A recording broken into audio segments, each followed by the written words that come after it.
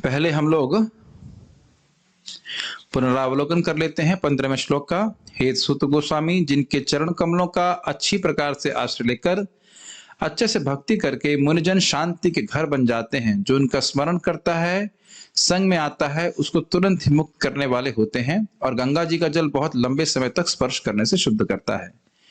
हे सूत गोस्वामी, जिन महान ऋषियों ने पूर्ण रूप से भगवान के चरण कमलों की शरण ग्रहण कर ली है, वे अपने संपर्क में आने वालों को तुरंत पवित्र कर देते हैं। सद्यः पुनन्ति उपस्पृष्टाः, जबकि गंगा जल दीर्घ काल तक उपयोग करने के बाद ही पवित्र कर पाता है। स्वर्धन्यापो नुसेवया, भगवान में मति लगाना ही उनका पथ है, उन भक्तों का आश्रय है। गंगा जी का जल भगवान वामन के चरणों से आया है, लेकिन वहां टिका नहीं है, फिर भी क्योंकि भगवान के चरणों से संबंध है इसलिए पवित्र करता है। प्रशमायन अर्थात शांति के घर, शम अर्थात भगवत निष्ठ बुद्धि। जितनी शुद्धि भगवान के भक्तों के संग से होती है, उतनी तीव्रता से शुद्धि गंगा जी के संपर्क से नहीं होती है। भगवान जब यदुकुल में अवतरित हुए तो उनकी यश की महिमा से गंगा जी की महिमा कम हो गई और गंगा जी का जल स्पर्श करने मात्र से यह बहुत समय तक सेवा करने से शुद्ध करता है, जबकि शुद्ध भक्त तो स्मरण मात्र से शुद्ध कर देते हैं और तुरंत। और अगर कोई फिर भक्तों का चरण स्पर्श करे, दर्शन करे, उनकी सेवा करे तो उसको कहना ही क्या। शुद्ध भक्तों की बात हो रही है। श्री रूप गोस्वामी, श्री रूप रघुनाथ नहीं, श्री रूप से सनातन भट्ट रघुनाथ, श्री जीव गोपाल भट्ट दास रघुनाथ, इच्छाई गोसाई कौरी चरण वंदन, जहां होते विघ्न नाश अभिष्ट पूर्ण। तो इस प्रकार से षड गोस्वामी को स्मरण करने मात्र से सारे विघ्न नष्ट हो जाते हैं। और ये सब हमने सुना था किस संबंध में, यत पाद संश्रया सूता मुनेहा प्रशमायना, सद्यः पुनन्ति उपस्पृष्टः स्वर्धन्यापनु सेवया। तो 3 यस यस आए थे। यस्यावतारो भूतानाम क्षेमाय च भावाय च एक यस था 13वां। 14वें में क्या आया था? भगवान मतलब 13वें में आया भगवान का अवतार जो है वह जीवों के कल्याण के लिए होता है। उसके बाद आया था 14वें में कि उनके नाम स्मरण करने मात्र से आपन्ना संस्कृतिम घोराम जन नाम विवृशो गृणन ततो सद्य विमुच्येतः यद विवेति स्वयं भयम। तो उनके नाम से जीव का कल्याण तुरंत हो जाता है, जन्म मृत्यु के चक्र से मुक्त हो जाता है, अनजान में भी नाम उच्चारण करे। और 15वें में सीखा कि उनके चरण कमलों की शरण ग्रहण करने से भक्त जन तुरंत पवित्र करने वाले हो जाते। तो कितने 3 आए, कितने यश से आए? 3 यश। 13वां में यश, 14वां में यश और 15वां में यश। अब आज 16वें में तस्य, उनका, जिनका जिनका जिनका उनका, उनके यश को कौन नहीं सुनना चाहेगा। जिन भगवान के ऐसे गुण हैं तो उनके यश को कौन नहीं सुनना चाहेगा, ये कह रहे हैं। लिंक समझ में आ रहा है ना स्पष्ट? तो मेरे पीछे भक्त बोलेंगे, को वा भगवतस्तस्य, को वा भगवतस्तस्य, को वा भगवतस्तस्य, को वा भगवतस्तस्य, पुण्यश्लोकेऽद्य कर्मणः, पुण्यश्लोकेऽद्य कर्मणः, शुद्धिकामो न शृणुयात्, शुद्धिकामा न शृणुयात्, यशः कलिमलापहम्, यशः कलिमलापहम्। को वा भगवतस्तस्य, को वा भगवतस्तस्य, पुण्यश्लोकेऽद्य कर्मणः, पुण्यश्लोकेऽद्य कर्मणः, शुद्धिकामो न शृणुयात्, शुद्धिकामा न शृणुयात्, यशः कलिमलापहम्, यशः कलिमलापहम्। को वा भगवतस्तस्य, को वा भगवतस्तस्य, पुण्यश्लोकेऽद्य कर्मणः, पुण्यश्लोकेऽद्य कर्मणः, शुद्धिकामो न शृणुयात्, शुद्धिकामा न शृणुयात्, यशः कलिमलापहम्, यशः कलिमलापहम्, यशः कलिमलापहम्। यशः कलिमलापहम्। मैं यशः पे एम्फसाइज कर रहा हूँ, कली पे एम्फसाइज कर रहे हैं, नहीं यश पे एम्फसाइज करना है। अब फिर सुनिए, यशः कलिमलापहम्, यशः कलिमलापहम्। इस श्लोक का फोकस यश है, भगवान का यश, ठीक है, कली नहीं है। एक बार फिर से बोलते हैं, बहुत सुंदर श्लोक है। कौन सा श्लोक बोल रहे हैं विजय प्रभु? भगवत गीता का श्लोक है, ठीक है। क्लास में लेट आओगे तो यही होगा, यही मालूम नहीं चलेगा कि कौन से शास्त्र का श्लोक है। को वा भगवतस्तस्य को वा भगवतस्तस्य पुण्यश्लोकेऽद्य कर्मणः पुण्यश्लोकेऽड्यकर्मणः शुद्धिकामो न शृणुयात् शुद्धिकामो न शृणुयात् यशः कलिमलापहम्। यशः कलिमलापहम्। This chant. को वा भगवतस्तस्य को वा भगवतस्तस्य पुण्यश्लोकाढ्यकर्मणः पुण्यश्लोकेऽद्य कर्मणः शुद्धिकामो न शृणुयात् शुद्धिकामो न शृणुयात् यशः कलिमलापहम्। यशः कलिमलापहम्। शब्दार्थ तो आप समझ ही सकते हैं। देखिए यहाँ पे एक यह प्रश्न के रूप में किया जा रहा है, लेकिन इंग्लिश में से कहते हैं रिटोरिकल क्वेश्चन। हिंदी में क्या कहते हैं रिटोरिकल को मुझे नहीं पता है, लेकिन इस प्रश्न का उत्तर स्पष्ट है। जिस प्रश्न का उत्तर अपने आप, वो प्रश्न ही अपने आप का उत्तर हो, उसे रिटोरिकल क्वेश्चन कहते हैं। अरे ऐसा कौन होगा जो भगवान की बात को नहीं सुनना चाहेगा? तो क्या अर्थ है, सभी सुनना चाहेंगे, ये कहने का मतलब। वो प्रश्न, ये प्रश्न कर रहे हैं, ये प्रश्न अपने आप में अपना उत्तर है। क्या इसको समझ पा रहे हैं? तो कह रहे हैं को वा, प्रभुपाद कैसे करे, कह मतलब कौन और वाह मतलब बल्कि। अरे बल्कि ऐसा कौन होगा, भगवतस तस्य, तस्य भगवतस, भगवतः उन भगवान की यश को जो ना सुनना चाहे, पुण्य श्लोकेढ्य कर्मणा, उन भगवान के कर्मों को, वो कैसे कर्म हैं, पुण्य श्लोकेड्य कर्मणा। प्रभुपाद कह रहे हैं पुण्य मतलब पुण्यात्मा और श्लोक इड्य मतलब स्तुतियों के द्वारा पूजा की जाती है। इड्य का मतलब होता है पूजा करना, स्तुति करना। तो उन भगवान के कर्मों को, तस्य मतलब उन भगवान के, भगवतः मतलब उन भगवान के, तो उन भगवान के कर्मणः कर्मों को पुण्यात्माओं के द्वारा स्तुति की जाती है। पहली लाइन अर्थ समझ में आ रही है? भगवतः तस्य पुण्य श्लोकेड्यः कर्मणा, भगवान उन भगवान के कर्मों को जिनकी स्तुति पुण्यात्माओं के द्वारा की जाती है। नहीं समझ में आ रहा है? उनको ऐसा कौन व्यक्ति होगा जो शुद्धि कामों, जो अपनी शुद्धि चाहता है और न सुनियात, और वो नहीं सुनेगा। समझ में आ रहा है? ऐसा कौन व्यक्ति होगा जो उन भगवान के कर्मों को, जिन कर्मों को पुण्यात्मा लोग जो जन्म जन्मांतर पुण्य संचित करके यशस्वी हुए हैं, पुण्यात्मा हुए हैं, जिनकी इस जगत में पुण्यात्मा के रूप में ख्याति है, वह भगवान के कर्मों को की स्तुति करते हैं, उनकी वंदना करते हैं, उनकी पूजन करते हैं। तो ऐसे भगवान के कर्मों को वो व्यक्ति जो अपने हृदय की शुद्धि चाहता है, क्यों नहीं सुनना चाहेगा? अर्थ समझ में आ रहा है? जरूर सुनना चाहेगा। अरे भाई, जो भूखा है वह 9 बजे कृष्ण हॉल में क्यों नहीं जाएगा? क्या मतलब है? जरूर जाएगा। अब समझ में आ गया क्यों जाएगा? क्योंकि वहां प्रसाद मिलता है। अब समझ में, प्रसाद के एग्जाम्पल तुरंत समझ में आ जाते हैं। ये प्रश्न समझ में आ रहा है ना? कह रहे हैं तो, और इसको बात समझा रहे हैं, भगवान के जो कर्म है, उनका जो यश है, यशः कलिमलापहम, जो भगवान का यश है तो वह तो कली के मल को अपहम, समाप्त करने वाला है। कली का जो दोष है कि कुछ भी काम करता नहीं, यज्ञ कुछ करेंगे, कोई और धार्मिक अनुष्ठान करेंगे, उस सब में दोष कर देता है। क्योंकि अन्न का दोष है, ब्राह्मण नहीं ठीक से मिलते, स्थान का दोष है, हर चीज में किसी भी एक वस्तु में दोष आ गया तो आपका यज्ञ पूरा नहीं होगा। मान लो आहुति दे रहे हैं घी की और उसमें मिला है रिफाइंड, तो हो जाएगा आपका यज्ञ पूर्ण? हाँ, भगवान तो नहीं, सॉरी देवता लोग तो नहीं ग्रहण करने वाले कि रिफाइंड दिया है। समझ लेना मेरी बात। ये ब्राह्मण की नाक बह रही है, वो श्रुति की जगह सुरती खा के आ रहा है, तो ऐसी स्थिति में क्या यज्ञ पूर्ति हो रही है? लेकिन नहीं हो सकता। तो कली का मल, अभी आप टीका में पढ़ेंगे, कली का मल ही है कि कुछ भी शुद्धिकरण की प्रक्रिया चलने वाली ही नहीं है।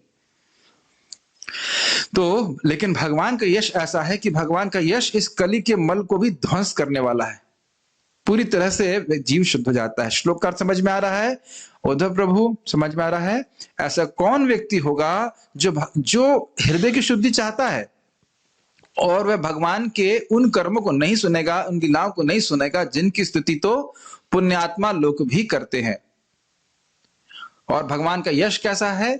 शुद्धि, भगवान के यश की शुद्धि करने की शक्ति को क्या बता रहे हैं? यशः कलिमलापहम, भगवान का यश जो है कली के मल को नाश करने वाला है। ठीक, ओके। यहाँ पे ऐसे ही बोलना होता है क्लास में, कभी नहीं बोलना समझ में नहीं आया है। वैसे मेरे ख्याल से इतना मुश्किल तो नहीं है, बहुत आसानी से समझ में आ रहा था। इस कलह, अनुवाद प्रभुपाद जी का, इस कलह प्रधान युग के पापों से उद्धार पाने का इच्छुक ऐसा कौन है जो भगवान के पुण्य यशों को सुनना नहीं चाहेगा? मतलब सभी चाहेंगे जो हृदय का शुद्धिकरण चाहते हैं। ये बात बड़ी सूक्ष्म है, इसको ध्यानपूर्वक रखिएगा अपने मन में। जो शुद्धि चाहते हैं वह भागवत सुनेंगे, जो शुद्धि नहीं चाहते हैं वो भागवत नहीं सुनेंगे। Does it make sense? अभी आएगी बात, ठीक है मैम। सारार्थ दर्शनी, शुद्धि कामः अर्थात जो अपनी बुद्धि के संतुष्टि के इच्छुक हों, एक अर्थ ही दे रहे, क्योंकि पहले ये कहा गया था कि ये नात्मा सुप्रसिद्धि, जिसके द्वारा बुद्धि संतुष्ट हो। आप देख ही सकते हैं कि हृदय में अगर कोई कामना है, भोग की वासना है, उससे हम असंतुष्ट होते हैं। ये बात समझते हैं आप? वो जलाती रहती है ना हृदय में, काश वो मिल जाए, काश वो मिल जाए। तो यहां से समझ देना चाहिए कि जब मन, बुद्धि हमारी, मन हमारा शुद्ध हो गया, अब कोई भोग की वासना नहीं है, मन शुद्ध हो गया, तो हम संतुष्ट हो जाते हैं कि नहीं? तो ये बोल रहे हैं प्रसन्न हो जाते हैं कि नहीं? तो इसी प्रकार से वो बोल रहे हैं, इसको लिंक कर रहे हैं चक्रवर्ती पाद कि जो पहले पूछा गया तो इससे आत्मा प्रसन्न हो जाए। तो यही बात फिर यहाँ पे आ रही है कि जो चाहता है कि उसकी बुद्धि प्रसन्न हो जाए, वो क्यों नहीं सुनना चाहेगा भगवान के बारे में? आप लोगों का अनुभव होगा कि सारी बात भले कथा में ना समझ में आए, लेकिन मन में एक प्रसन्नता, उल्लास होता है कथा के बाद। जैसे हम कल क्लास नहीं कर पाए तो मेरे को भी बहुत मतलब एक असंतुष्टि हुई थी, बहुत असंतुष्टि हुई थी। यहां तक कि जो 18वें श्लोक की तैयारी करनी थी मुझे, मैं उसमें मन को केंद्रित नहीं कर पा रहा था। आज पढ़ा, मन प्रसन्न था, खट समझ में आ गया, ये हो गया, कोई दिक्कत नहीं। तो एक अप्रसन्नता रहती है, जैसे कुछ खाया नहीं हो, कुछ खालीपन लगता है कृष्ण कथा के बिना। समझ रहे हैं? भले सारी बात समझ में नहीं आती, ऐसा तो नहीं कह सकते कि सब कुछ समझ में आ जाता है, लेकिन मन उल्लसित हो जाता है। ये आगे भी आप पढ़ने वाला है, शोक, मोह और भय का नाश करने वाली कृष्ण कथा है। तो भगवान के, ये समझ में आ रहा शुद्धि काम मतलब जो अपनी बुद्धि की संतुष्टि चाहता है, उसका मन प्रसन्न हो जाए, तो वह भगवान के यश को क्यों नहीं सुनना चाहेगा? एक भक्त ने आज बहुत दिन के बाद 16 माला किए होंगे, या जो भी कारण हो, 16 माला की है, तो बोले ये नात्मा सुप्रसिद्धि थे। आज 16 माला कर ली तो महात्मा बड़ी प्रसन्न हो गई। भगवान की भक्ति से ऐसा जीव संतुष्टि अनुभव करता है। भगवान के यश का अर्थ है उनके असाधारण कार्य, जैसे कि शिव, इंद्र, ब्रह्मा एवं अन्यों पर विजय प्राप्ति, और उनकी लीलाएं जैसे कि रास लीला आदि। तो आप समझ सकते हैं कि सारी ही लीलाएं बड़ी ही मनोहारी हैं और बुद्धि को संतुष्टि देने वाली हैं। छोटी छोटी सी बातें मैं बताना चाहता हूं। शिव जी पे भगवान ने विजय कब प्राप्त करी थी? ये तो एक प्रश्न बन जाएगा। क्या शिव जी ने भगवान कृष्ण से कभी लड़ाई करी थी? तो बाणासुर नाम का शिव जी का एक भक्त था, और शिव जी को उसने प्रसन्न किया था नगाड़े बजाकर। नगाड़े थे कि तगाड़े? नगाड़े कही, तगाड़े कही, जो भी, इसके 1000 हाथ थे और उसे बजाया था। तो मैं सोच रहा था, जब भगवान शिव जी को तगाड़े, नगाड़े जो भी बजाकर संतुष्ट कर सकते हैं, तो क्या भगवान को मृदंग बजा के संतुष्ट नहीं कर सकते कीर्तन में? खैर, एक पॉइंट है, रिफ्लेक्शन है, लेकिन जो भी है। तो अब सुने, फिर शिव जी ने उसकी जो पुरी थी, क्या नाम था उसका? बर्हिष्मतिपुरी, क्या नाम था उसका? प्रतिष्ठानपुर नहीं, प्रतिष्ठानपुर तो नरकासुर का था। जहां तक मुझे बहिष्मतिपुरी, ऐसे महिष्मतिपुरी, जहां तक मुझे स्मरण आ रहा है, महिष्मतिपुरी थी। वहां पे उसके वो बन गए, क्या कह सकते हैं, प्रोटेक्टर, उसके रक्षक हो गए। तो अब इन बाणासुर के यहाँ पे अनिरुद्ध जी को बंदी कर लिया गया था, जो प्रद्युम्न, यानी भगवान कृष्ण के बेटे प्रद्युम्न, प्रद्युम्न के बेटे अनिरुद्ध। तो अनिरुद्ध को किडनैप करके या रातों रात उठा करके लाया गया था चित्रलेखा के द्वारा, जो उषा की सखी थी, और उषा थी बाणासुर की बेटी। तो उषा स्वप्न में अनिरुद्ध जी को देखती हैं और उसके बाद कहती हैं, सुंदर पुरुष कौन है? तो चित्रलेखा बहुत सारे चित्र बनाती है, कृष्ण का भी चित्र बनाती है, प्रद्युम्न का चित्र बनाती है तो शर्माने लगती है, और प्रद्युम्न के बेटे अनिरुद्ध का चित्र बनाती है तो तुरंत उनको, हाँ यही पुरुष है जिसको मैंने सपने में देखा था। तो चित्रलेखा रातों रात उनको द्वारका से उठा करके यहाँ पे ले आती हैं, कहाँ पे, महिष्मतीपुर पे। तो उसके बाद उषा उनका संग करने लगती है, तो उनके पिता को बड़ा बुरा लगता है कि अरे ऐसा कैसे कर लिया। तो अनिरुद्ध जी को वो पकड़ने के लिए आते हैं, तो अनिरुद्ध जी युद्ध करते हैं, लेकिन फिर उनको नागपाश में बांध लेते हैं। तो जब ये बात इधर मालूम चलती है, जहां तक मुझे स्मरण आ रहा है, नारद जी के द्वारा मालूम चलता है द्वारका वासियों को, तो फिर ये सब पूरा युद्ध लेकर के, सारी सेना लेकर के युद्ध करने जाते हैं। तो एक तरफ बाणासुर की सेना, इधर भगवान कृष्ण की सेना, और बाणासुर की तरफ से शिव जी, कार्तिकेय, ये सब युद्ध कर रहे थे। तो वहां पे फिर बाणासुर से युद्ध करते करते भगवान ने ऐसा तीर चलाते हैं, इसे जम्हास्त्र कहते हैं। शिव जी को नींद आने लगी, फिर युद्ध करना बंद कर दिए। और वहां पे बहुत सुंदर सुंदर प्रार्थनाएं हैं, आप वहां पे पढ़ भी सकते हैं। शिव ज्वर चलता है, भगवान का नारायण ज्वर चलता है, ऐसे करके शिव ज्वर से हीटिंग होती है, इधर नारायण ज्वर से ठंडा होता है। कृष्णा बुक में आप पढ़ सकते हैं। तो इस प्रकार से शिव जी वहां पे फिर हार जाते हैं, और फिर शिव जी कहते हैं, भगवान क्या लीला करते हैं आप, आपका दास हूं और आप मुझे ऐसे भ्रमित कर देते हैं कि मैं आपसे युद्ध करने चल पड़ा। तो इस प्रकार से वहां शिव जी को हराया। इंद्र को तो आप जानते ही हैं, गोवर्धन लीला भगवान ने करी, इंद्र को हराया, बहुत विस्तार से लीला है। ब्रह्मा जी के बारे में भी आप जानते हैं, ब्रह्मा जी को ब्रह्म विमोहन लीला है, तो उसको अब हम लोग जीवन रहा और हम 14वें अध्याय को पढ़ पाए दशम स्कंद में, तो जरूर वहां पर डिटेल में पढ़ सकते हैं, आप लोग कृष्ण बुक से पढ़ सकते हो। तो इस प्रकार से भगवान ने इन देवताओं के ऊपर विजय प्राप्त करी। साथ साथ भगवान जब सत्यभामा को लेकर के स्वर्ग लोग जाते हैं, तो वहां पे भी वह परिजात उठा लेते हैं, कि सत्यभामा की इच्छा थी कि परिजात उनको चाहिए, तो पूरा पेड़ ही उठा लेते हैं। तो इंद्र को बड़ा गुस्सा आता है, और फिर इंद्र जो है उनको से लड़ने के लिए आते हैं, तो इंद्र को भी भगवान फिर हरा देते हैं इस प्रकार से। तो इंद्र पे, शिव पे, ब्रह्मा जी पे, इस प्रकार से अनेक अनेक विजय प्राप्त करी। तो ये सब भगवान के यश सुनने से जीव को बहुत संतुष्टि मिलती है, प्रसन्नता होती है। और अन्य जैसे लीला, जैसे कि रासलीला इत्यादि तो है ही प्रसिद्ध, बाल प्रबोधिनी। यहां तक तो समझ में आ रहा है यश का मतलब क्या हो रहा है। यदि भगवान के नाम, ये इंटरेस्टिंग है, पिछले श्लोक के पिछले वाले श्लोक में 14 में बोला कि अनजान में नाम उच्चारण करने मात्र से जीव जन्म मृत्यु के चक्र से मुक्त हो जाता है। अब वो कह रहे हैं, उसी को लिंक को पकड़ रहे हैं, यदि भगवान के नाम संकीर्तन आदि के द्वारा ही संसार के भय की निवृत्ति हो जाती है, तब तो उन भगवान के यश को कौन नहीं सुनेगा, अर्थात सभी सुनेंगे, ये अर्थ है। ध्यान दीजिएगा, यहां पे भगवान के नाम की महिमा यश से कम नहीं की जा रही है, ये ना समझ लीजिएगा। बात यह है कि जब बोला गया विवशता में भगवान का नाम जब किया उसने मृत्यु के समय, मतलब उसकी कोई भक्ति नहीं थी। अजामिल का उदाहरण दिया गया था। अजामिल भगवान नारायण के नाम की महिमा समझ नहीं रहा था। वो ऐसा नहीं सोचता था कि मैं नारायण का नाम ले रहा हूं, इसमें अनंत शक्ति है, ये मेरा उद्धार करेगा, इस तरह से नहीं कह रहा था। वो उसे भगवान के यश के बारे में उस समय बिल्कुल पता नहीं था। तो कह रहे हैं, अनजान में, न जानते हुए, भगवान के बारे में न जानते हुए, यह भी न जानते हुए कि भगवान का नाम है, व्यक्ति अगर भगवान का नाम बोल देता है तो वह तुरंत मुक्त हो जाता है। तो जब भगवान इतने शक्तिशाली हैं, जब व्यक्ति भगवान का यश सुनेगा तो कितने आग्रह से उसका कितना शुद्धिकरण हो जाएगा, उसका कितना प्रेम हो जाएगा भगवान से, क्यों नहीं सुनेगा। क्या इस सूक्ष्म बातों को हम समझ रहे हैं? ठीक। अब कह रहे हैं, परंतु यदि कीर्तन मात्र से संसार भय की निवृत्ति हो जाती है, तब सभी कीर्तन क्यों नहीं करते? ये प्रश्न बनेगा। आप कह रहे हो कि सब कुछ खत्म हो जाता है, संसार भय निवर्तन हो जाता है। जैसे कभी कभी लोग प्रश्न करते हैं, अरे इंसान जगत में तो आप कह रहे हो एक नाम बोलने वाला नरक नहीं जाएगा, तो भारत में तो बहुत लोग राम राम बोलते हैं, तो क्या वो नरक नहीं जाएंगे? फिर तो किसी को नहीं जाना होगा। तो उनसे पूछो, तुम्हें दिक्कत क्या है कि अगर नरक ना जाए तो? अगर लोग नरक ना जाएं तो आपको दिक्कत क्या है? कुछ दिक्कत है कि भाई नरक नहीं जा रहा है, नरक खाली हो रहा है, नरक भरना चाहिए? शास्त्र के वचन को अस्वीकार करने के लिए तुम अपना तर्क लगा रहे हो कि राम राम बोलने वाला नरक चला जाएगा। और यमराज जी बोल रहे हैं कि ना जिह्वा न वक्ति, एक बार भी जिस किसी ने जीव से भी भगवान का नाम उच्चारण किया है तो नरक नहीं जा सकता। इसका अर्थ ये नहीं है कि हम लोग नाम के बल पे पाप करें, लेकिन भगवान के नाम की शक्ति अपने आप है, उसको आप काट नहीं सकते, है कि नहीं?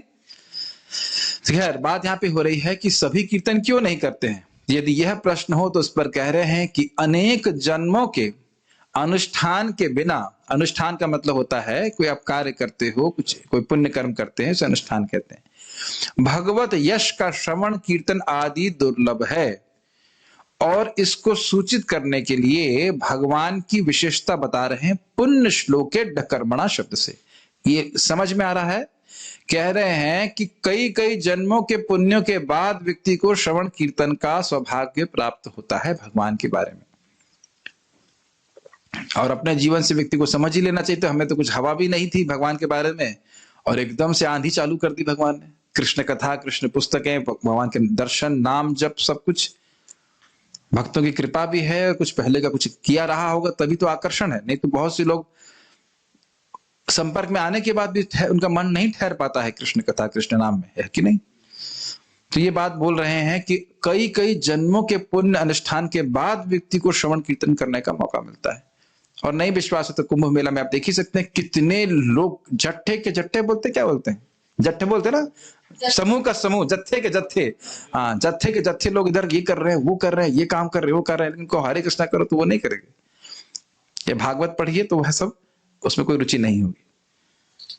अच्छा, अब वह पुण्य श्लोक का बड़ा अर्थ ले रहे हैं, कह रहे हैं पुण्य श्लोके अर्थात अनेक जन्म के सुकृत अनुष्ठान, अर्थात पुण्य के द्वारा जिनका यश है, यहां पे श्लोक का अर्थ है यश, उनके द्वारा जिन भगवान के कर्म और यश पूजनीय व कीर्तनीय हैं वे भगवान। तो अर्थ और घुसा दिमाग में।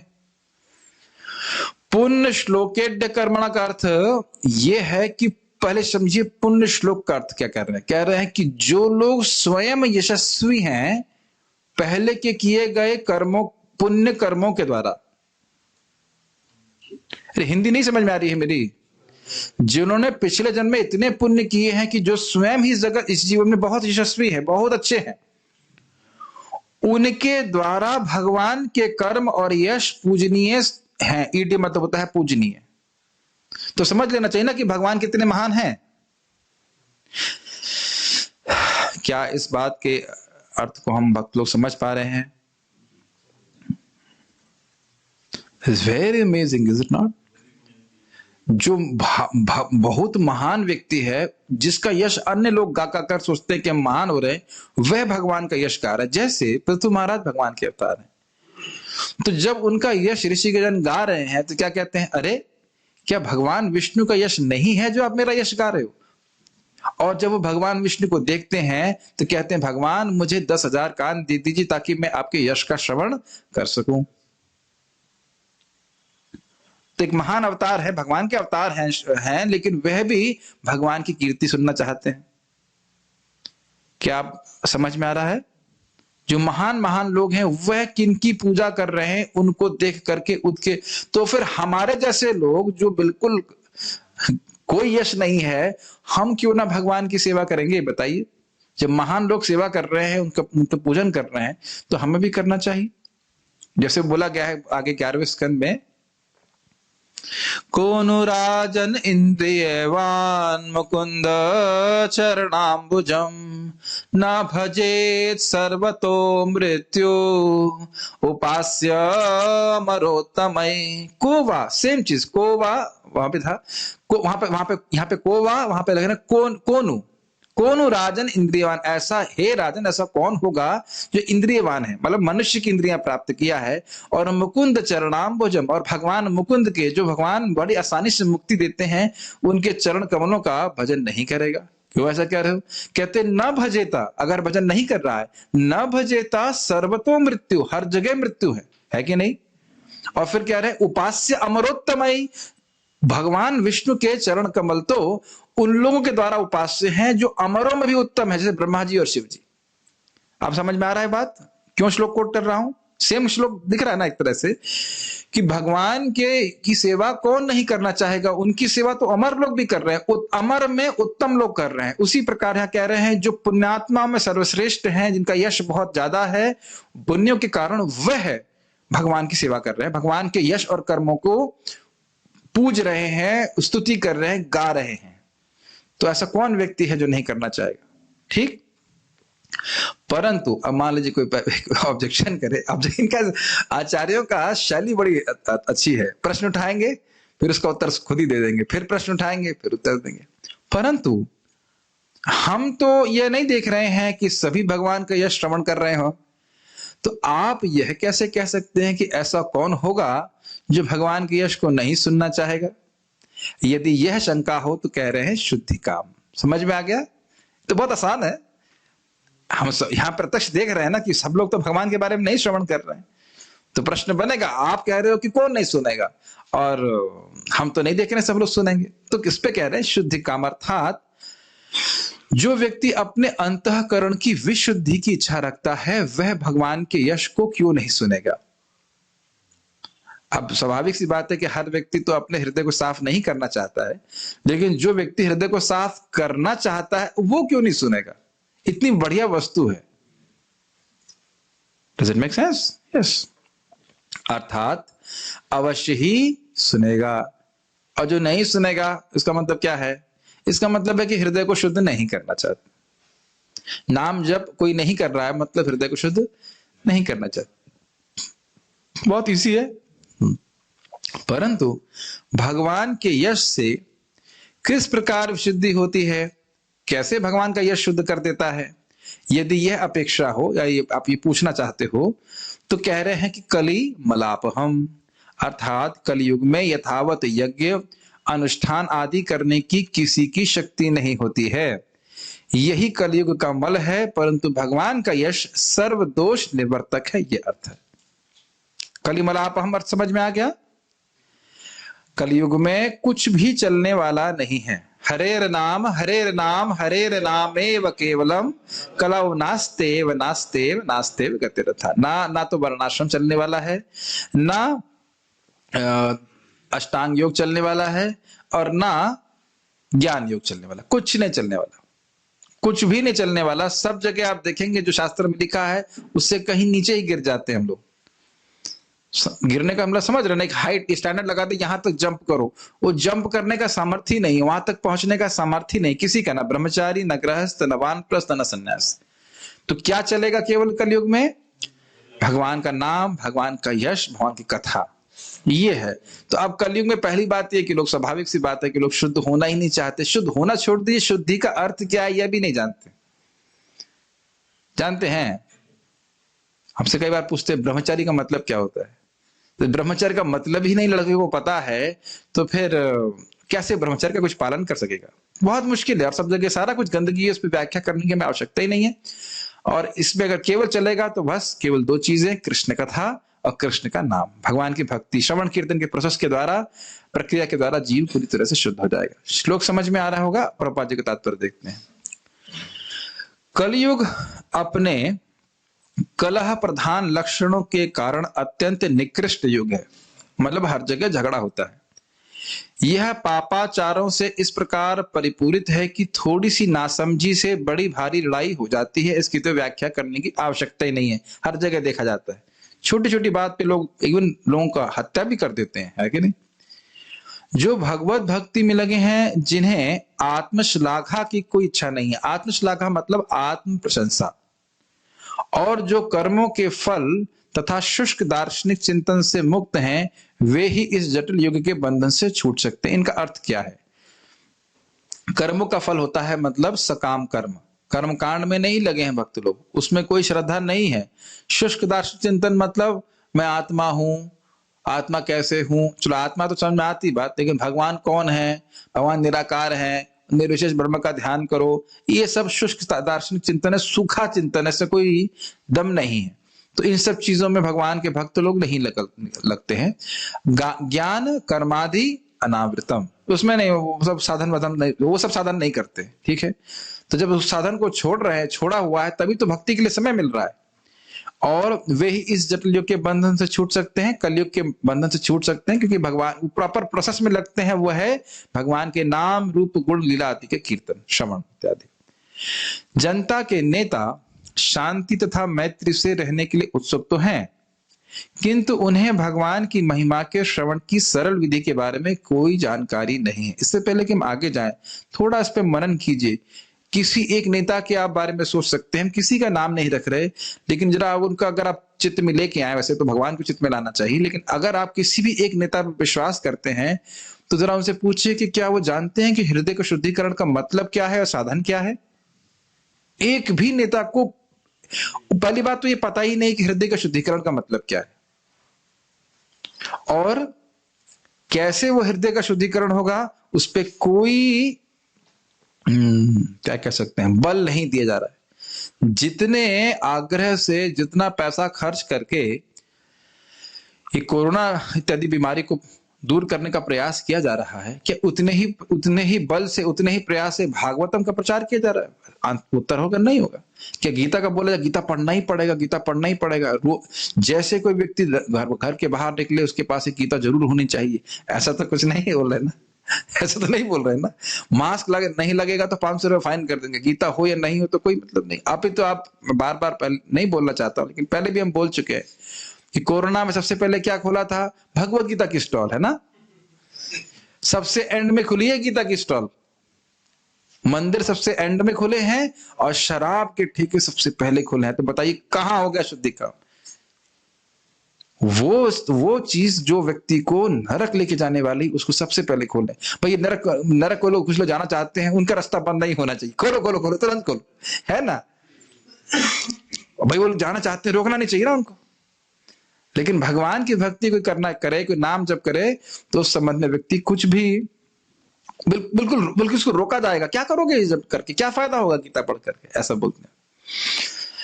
तो यही प्रभुपाद जी कह रहे हैं कि सरल विधि को नहीं जानते। जब कोई व्यक्ति कृष्ण कथा को उसको अच्छी लगने लगती है, स्वाभाविक रूप से अपने हम स्वयं देखते हैं, स्वाभाविक रूप से हम देखते हैं भाई ये लोग क्यों हाय तौबा किए हुए हैं, क्यों झगड़ा कर रहे हैं फालतू की बात के ऊपर।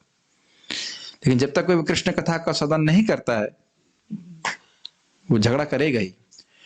इसके विपरीत ऐसे नेता भगवत महिमा के प्रचार के विरोधी हैं। ठीक है, इसकी व्याख्या मैंने अभी करी दी।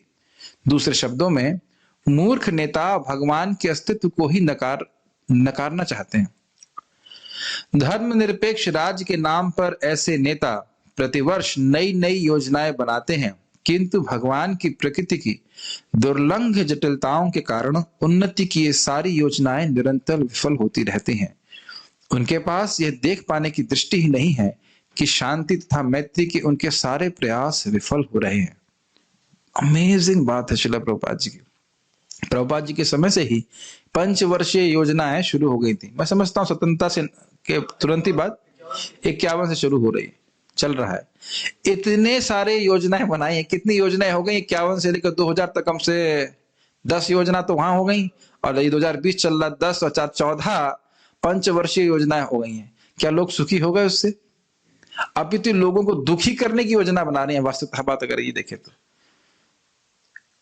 वस्तुतः तो हमें स्पष्ट शुद्ध भोजन भी प्राप्त नहीं हो रहा है कि नहीं? तो आप ये देख सकते हो। और हो क्या रहा है, जो हम चैतन्य चरितामृत से सुनते हैं, कृष्ण भूलिया जीव अनादिर बहिर्मुख अतएव माया दे तार संसार। तो जितना जीव कृष्ण के बहिर्मुख होगा, उतना ही माया उसको दुख देने वाली है। समझ रहे हैं? तो अगर ये योजना नहीं बनाई जाती है कि जीव कैसे कृष्णोन्मुख होगा, तो हम जीव के दुख को बढ़ाने की योजना का निर्माण करने की। पिछले 5 सालों में दुख कम था, अब हम और कैसे दुख बढ़ा सकते हैं? मैं सही समझ में आ रहा मैं क्या कह रहा हूं? कर तो रहे योजना कि हम लोग सुखी हो जाएंगे, लेकिन परिणाम क्या हो रहा है? इसके बिल्कुल विपरीत परिणाम हो रहा है। लोग और अधिक दुखी हो रहे हैं, यहां तक कि सांस लेने के लिए हवा भी नहीं मिल रही। हम लोग को तो मिल रही है भी, लेकिन बहुत जगह नहीं प्राप्त हो रही है कि नहीं? ठीक है। और अधिक से अधिक लोग दुखी हो रहे हैं, परेशान हो रहे हैं, झगड़ा करने वाले हो रहे हैं, तो हम देख ही रहे हैं। लेकिन यहां पर इस अवरोध को पार करने के लिए संकेत मिलता है। यदि हम वास्तविक शांति चाहते हैं, तो हमें भगवान कृष्ण को समझने का मार्ग खोल देना चाहिए और उनके महिमामय कार्यों के लिए उनका यशोगान करना चाहिए, जैसा कि श्रीमद् भागवत के पृष्ठों में अंकित है। तो आप देख लीजिए कि पूरा दिन हम लोग अपने आप को असंतुष्ट करने के लिए कितने सारे कार्य करते हैं, और कितना हम समय देते हैं अपने को संतुष्ट करने वाले कार्य, और वो क्या कार्य है? भगवान के बारे में यश, भगवान की यश का श्रवण और कीर्तन करना। तो जो व्यक्ति, ऐसा कौन व्यक्ति होगा, यहाँ पे अपनी उत्कंठा को प्रस्तुत कर रहे हैं कि ऐसा कौन व्यक्ति होगा, यानी हम तो चाहते ही हैं, हम तो अपनी शुद्धि चाहते हैं, ऐसा कौन व्यक्ति होगा जो इस कलयुग में अपनी शुद्धि चाहता हो और भगवान के यश को ना सुनना चाहे। जिन भगवान के यश को महान लोग जो कई कई जन्मों के पुण्य के बाद पुण्यात्मा हुए हैं, यशस्वी हुए, वह भी गाते हैं। अगर आप लोग थक गए हों तो मैं रुक जाता हूं, या फिर हम एक श्लोक और देख लेते हैं, ठीक है। जूम वाले डिवोटीज को तो देखूंगा ही नहीं, थको या ना थको बोलते ही रहूंगा। नहीं, आप लोग थके तो नहीं है ना, ठीक है। प्रभु जी कह रहे जाओ जाओ जाओ, सुभजीत पर कह जाओ, नहीं नहीं, ठीक है, ओके। हम आगे श्लोक देखते हैं। ये दोनों श्लोक बहुत सुंदर थे। अब ये वाला श्लोक देखिए, ये हमारा चौथा प्रश्न है। और मैं क्षमा चाहता हूं कि मैंने आप लोगों को प्रश्न ठीक से नहीं समझाया था, गलत तो नहीं बताया था, लेकिन ठीक से नहीं समझाया था। प्रश्न बोल दिया था जल्दीबाजी में कि पुरुषावतार का वर्णन कीजिए, लेकिन एक्चुअली प्रश्न ये नहीं था। जब पढ़ाने जाओ तब समझ में आता है कि उसमें कुछ और नई बात है। प्रश्न ये है कि उन भगवान कृष्ण का वर्णन कीजिए, 17वें श्लोक में जो आपके सामने है, जो बड़ी लीला के संग बड़े आसानी से पुरुषावतार आदि को अपने साथ ले आते। मतलब भगवान कृष्ण की लीला का वर्णन कीजिए और पुरुषावतार की लीला का भी वर्णन कीजिए, ये प्रश्न है। प्रश्न ये नहीं था कि पुरुषावतार का ही वर्णन कीजिए। हाँ, लीलाया शब्द आ रहा है, तो ये जरा ध्यान देना होगा। भागवत सही में भगवान है, वो हमेशा कुछ है, एक कुछ ना कुछ रहस्य उद्घाटन होता है। तो पुरुषावतार का वर्णन ही करें ऐसा नहीं बोल रहे हैं। भगवान, उन भगवान के, बार बार यस यस यस और तस् तस् चल रहा है, तो तस् से मतलब भगवान कृष्ण के उदार कर्मों का वर्णन कीजिए, जो अपनी लीला में ही बड़े आसानी से पुरुषावतार अन्य अवतारों को भी अपने साथ लेकर के आते हैं। तो मेरे विषय बोलिएगा।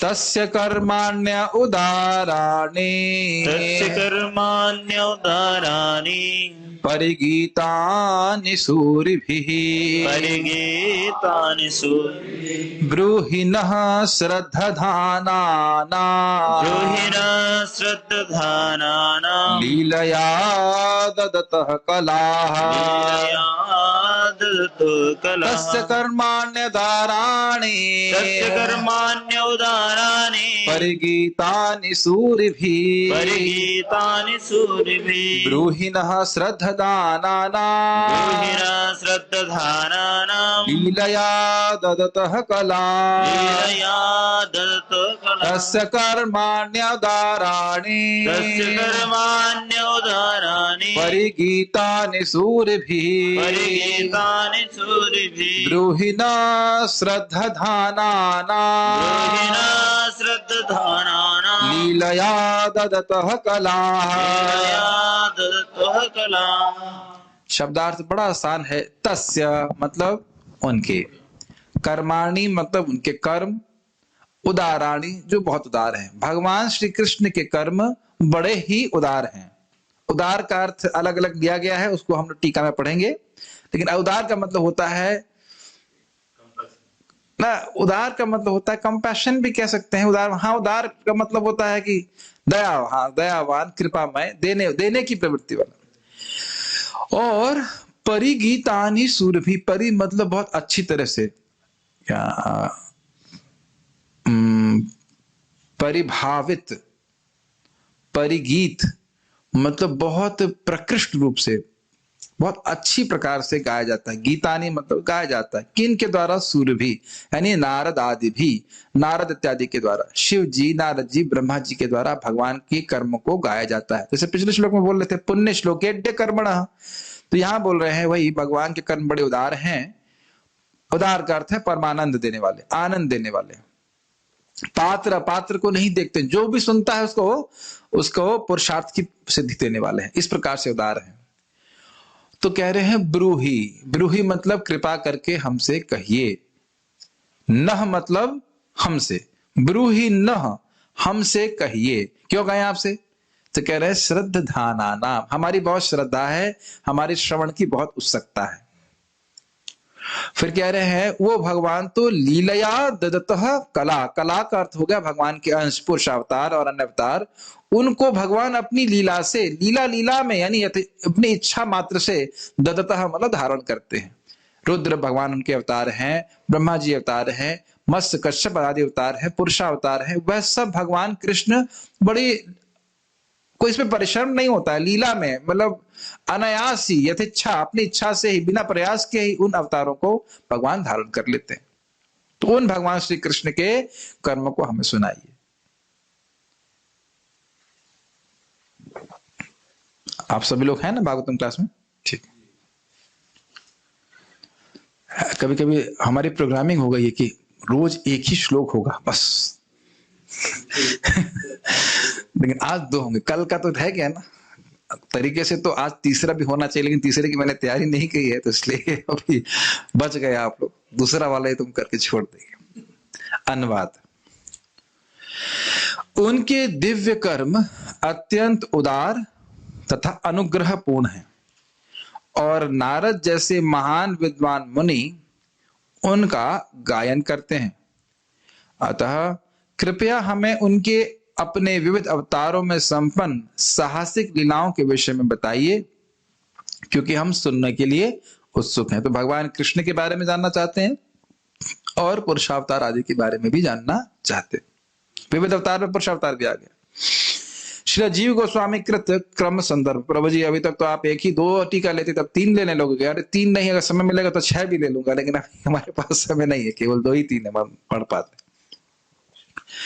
तो क्योंकि भगवान का यश इतना महान है, इसलिए ऋषिगण यह निष्कर्ष प्रस्तुत कर रहे हैं। क्या निष्कर्ष है?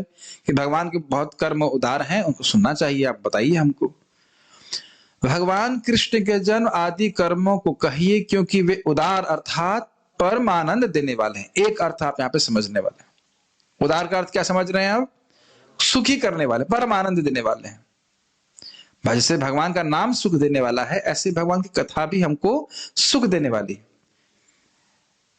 बार बार उन कथाओं को सुनते हैं, पढ़ते हैं तो बहुत सुख मिलता है। भगवत गीता देखिए, वही श्लोक को आप बार बार चर्चा कीजिए, बहुत अच्छा लगता है कि नहीं? जैसे उस दिन महाराज जी प्रवचन कर रहे थे ना, कार्पण्य दोषोपहत स्वभाव। अब ऐसा तो नहीं है कि हम लोग को श्लोक पता नहीं है, लेकिन फिर सुनते हैं तो फिर बहुत अच्छा लगता है। जैसे वो कल बोल रहे थे भक्त कामादि नाम कथित श्लोक, प्रभु जी बहुत अच्छा लग रहा है। तो क्यों? भगवान का यश उसमें है, तो वो चिन्मय वस्तु है, तो सुख देने ही वाली। आप जानते ही हैं कि भगवान का यश, नाम, रूप, गुण, लीला वो भगवान ही है। सेम कैटेगरी, सेम आध्यात्मिक रूप से चिन्मय वस्तु है, तो सुख देने वाला है। तो इसलिए उदार का एक अर्थ क्या है? परमानंद देने वाला है। हम उस आनंद को चखना चाहते हैं, सुनना चाहते हैं, इसलिए हमें सुनाइए। ये अर्थ तो स्पष्ट हो रहा है। भगवान कृष्ण स्वयं परिपूर्ण है, इसलिए जब वे अवतीर्ण होते हैं तो वे अपने साथ अपने अंशों यानी कला। तो देखिए, कला का अर्थ कोई भी अवतार हो सकता है। भगवान की कला का अर्थ यह नहीं सोचना चाहिए केवल भगवान के जो शक्त्यावेश अवतार है वह कला, मतलब कोई भी भगवान के अवतार, चाहे पुरुष अवतार हो, चाहे मत्स्य अवतार हो, जो भी विष्णु स्वरूप है। और रामादि मूर्तिषु कला नियमेन तिष्ठन्। तो कहीं कहीं एक बार एक भक्त प्रश्न कर रहे थे बाद में कि कला मतलब ऐसा लग रहा है कि केवल जीव शक्त्यावेश अवतार के बारे में बात हो रही है। ऐसा नहीं है। कला मतलब भगवान के अंश हैं। जैसे अभी आगे आ ही जाएगा, जैसे चंद्रमा की विभिन्न कलाएं होती हैं, तो अलग अलग दिन में अलग अलग मात्रा में प्रकाश प्रस्तुत करते हैं, लेकिन चंद्रमा तो पूर्ण ही रहता है। एक विशेष दिन में वो कुछ विशेष प्रकार का प्रकाश प्रस्तुत करते हैं। समझ रहे हैं इस बात को आप? कला का मतलब ये क्लियर हो रहा है, समझ में आ रहा है? कला मतलब कोई भी अवतार, पुरुष अवतार या जो भी आपके भगवान के अवतार उनके बारे में। तो यथा पुरुषावतार आदि को बिना किसी प्रयास के अर्थात लीला के साथ ही ले आते हैं दत्तः। मतलब भगवान कृष्ण जब आते हैं तो सारे अवतारों के संग आते हैं। ध्यान देना होगा कि जब भगवान कृष्ण गोलोक से यहाँ पे आते हैं और ब्रज में किसी असुर को मारते हैं, तो कृष्ण नहीं मारते हैं, उनके वसुदेव कृष्ण जो उनके कह सकते हैं वसुदेव जो विस्तार है वह मारते हैं, भगवान कृष्ण नहीं मारते। असुरों को मारने का काम भगवान कृष्ण नहीं करते, वो तो केवल लीला विलासी है। यस, लीला विलास करते हैं। समझ रहे हैं मेरी बात? तो भगवान कृष्ण आते हैं, उनके संग बहुत सारे अवतार आते हैं। इसकी भी हम और व्याख्या करने का प्रयास करेंगे अभी आगे की टीका में। तो हमने क्या शब्द देखे, उदार मतलब आनंद, परम आनंद देने वाली, और कला का अर्थ है भगवान के विस्तार, सारार्थ दर्शनी। कर्म, अब यहाँ पे कर्माणि शब्द की व्याख्या कर रहे हैं। कर्माणि शब्द अन्य अवतारों के समान राक्षसों का वध करने की लीलाओं को सूचित करता है। जैसे कि भगवान ने द्वारका लीला में बहुत सारे असुरों को मारा, उसके बाद ब्रज में भी बहुत सारे असुरों को मारा बाह्य रूप से। उदाराणी का अर्थ है भक्तों के अभिष्ट को प्रदान करने वाला। श्रील प्रभुपाद जी ने क्या अनुवाद रखा है, अनुग्रहपूर्ण, कृपा करने वाली लीला। ठीक है, जो भक्त, जैसे आप मान लीजिए प्रेम चाहते हैं, भगवान का प्रेम चाहते हैं, तो भगवान ने पूतना का वध किया, मारा तो पूतना के वध को। देखिए अन्य अवतार भी असुरों को मारते हैं और भगवान ने भी पूतना को मारा, तो वो तो एक बात कॉमन होगी कि असुर को मार रहे हैं, लेकिन भक्त लोग चाहते हैं कि हमारा भी प्रेम भगवान से हो। तो उस अध्याय में आप पढ़ेंगे, अंत में क्या लिखा है, यह एतत् पूतना मोक्षम, जो व्यक्ति इस पूतना के मोक्ष को पढ़ता है, उसके सेकंड लाइन में आता है गोविंद लभते रतिम, उसको भगवान गोविंद में रति लाभ होता है, रति प्रेम प्राप्त होता है। तो भक्त लोग चाहते हैं ना कि उनको भगवान का प्रेम प्राप्त हो, या और भी जो भक्तों की इच्छा है वो सारी इच्छा भगवान की कथा श्रवण के द्वारा प्राप्त हो जाती है। ये कह रहे हैं यहाँ पे। उदार का मतलब समझना, जो जिसको जो चाहिए वो देने के लिए। ये तो उदार का अर्थ होता है कि भाई बड़े कृपालु हैं, जो उनके सामने जो आता है, जो कुछ मांगता है उसे दे देते हैं, इसलिए कह रहे हैं उदार। हर प्रकार के अनुग्रहपूर्ण, उनकी इच्छाओं को, भक्तों की इच्छाओं को, अभिष्ट, अभिष्ट का मतलब होता है जो उनको बहुत पसंद है, हृदय में वो जो चाहते हैं वो सब उनको प्राप्त कराने वाली कथाएं। जैसे भगवान के ऊपर एक लांछन लगा था कि इन्होंने, कौन सी मणि थी, सामंतक मणि चुरा ली है, और सत्यजित के बेटे प्रसेन को मरवा दिया है। दो लांछन लगे थे, तो भगवान उसको मार्जन करने के लिए आगे जाते हैं, ढूंढते हैं, करते हैं। तो उस पूरे प्रसंग में लिखा है कि जो इस प्रसंग को पढ़ेगा, अगर उसके जीवन में कोई लांछन लगा है, उसके ऊपर कलंक लगा है, वो धुल जाएगा। तो मान लो किसी के हृदय में यही इच्छा हो कि भाई बहुत कलंक लग गया, बड़े कोर्ट केस हो गया, जो भी कुछ हो, तो वह भगवान की उस लीला को पढ़े। वैसे वस्तुतः भगवान की लीला को पढ़ने का वही प्रयोजन नहीं होना चाहिए, लेकिन कदाचित अगर किसी की इच्छा है ऐसी, तो वह लीला पढ़ करके उसका मार्जन हो जाएगा। वैसे ही तो भक्त लोग इस प्रकार से कोई इच्छा रखते नहीं है, लेकिन आगे से कोई ऐसी इच्छा रखता है तो कोई भी इच्छा भक्त की हो, वह भगवान के श्रवण कीर्तन के द्वारा पूर्ण हो जाती है। कलह ददतः अर्थात अंशावतार, पुरुषावतार, गुणावतार आदि जिन पर आश्रित है, मतलब जिनकी सत्ता भगवान की सत्ता पर आश्रित है। अंशावतार जैसे नारद आदि इत्यादि हैं, उनको अंश अवतार कहा जाता है, शक्तावेश अवतार इत्यादि हैं। पुरुषावतार तो आप जानते ही हो, गर्भोदकशय विष्णु, शिरोदकशय विष्णु, महाविष्णु इत्यादि। गुणावतार मतलब ब्रह्मा जी, भगवान शिव इत्यादि सब गुणावतार है, विष्णु ऑल्सो। तो इन सभी की सत्ता भगवान पे आश्रित है। तो इन सबको भगवान अपनी लीला के द्वारा बड़ी आसानी से लेके आ जाते हैं अपने साथ में, कोई प्रयास नहीं करना पड़ता। जब भगवान कृष्ण आते हैं, स्वयं रूप कृष्ण आते हैं, तो सारे अवतार उनके शरीर में प्रवेश करते हैं। ये व्याख्या चैतन्य चरितामृत में की गई है। जब भगवान कृष्ण यहाँ पे आते, तो सारे अवतार उनमें मिलित रहते। यस, भगवान श्री कृष्ण के प्राकट्य के समय इन अवतारों की निरंतर उपस्थिति के द्वारा कृष्ण के अवतारी के रूप में उनकी पूर्णता को दर्शाता है। ये समझना होगा कि जब भगवान कृष्ण यहाँ पे आए, तो उनके साथ साथ अन्य अवतार भी आए। अब जरा हम थोड़ा स्मरण करने का प्रयास करें, जितना मुझे स्मरण आएगा मैं करूंगा, और बाकी जब आप कुछ रह जाता तो आप लोग कीजिएगा। जैसे प्रद्युम्न भगवान के विस्तार हैं, अनिरुद्ध भगवान के विस्तार हैं। तो भगवान कृष्ण आए तो प्रद्युम्न और अनिरुद्ध भी आते हैं। कोई दिक्कत है इसमें? कोई दिक्कत नहीं, उनके बेटे के रूप में। और बलराम जी आए। जैसे भगवान कृष्ण गर्भा ध्रुव महाराज को बचाने के लिए आए, तो उनके संग कोई और विष्णु अवतार तो नहीं आया। भगवान नरसिंह देव आए, तो उनके संग कोई और विष्णु अवतार आए क्या? नहीं आए। तो आप देख रहे हैं कि भगवान कृष्ण जब आते हैं तो उनके संग सारे अवतार आते हैं। अब जितने लोग हम जान रहे हैं, तो दो नाम तो हम रख ही रहे हैं। उसके बाद आप देख रहे हैं कि शिव जी का भी अवतरण हो गया था। उनके गुणावतार हैं कि नहीं? शिव जी तमोगुण के गुणावतार हैं कि नहीं? तमोगुण के इंचार्ज हैं कि नहीं? तो अभी हमने सुना ना कि बणासुर के संग युद्ध हुआ तो भगवान शिव भी इस लीला में आ गए, कोई दिक्कत? ब्रह्मा जी आए कि नहीं?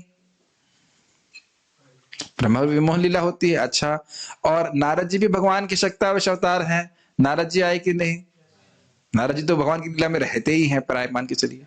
हाँ, द्वारका में आते हैं और मथुरा लेने के लिए भी आते हैं।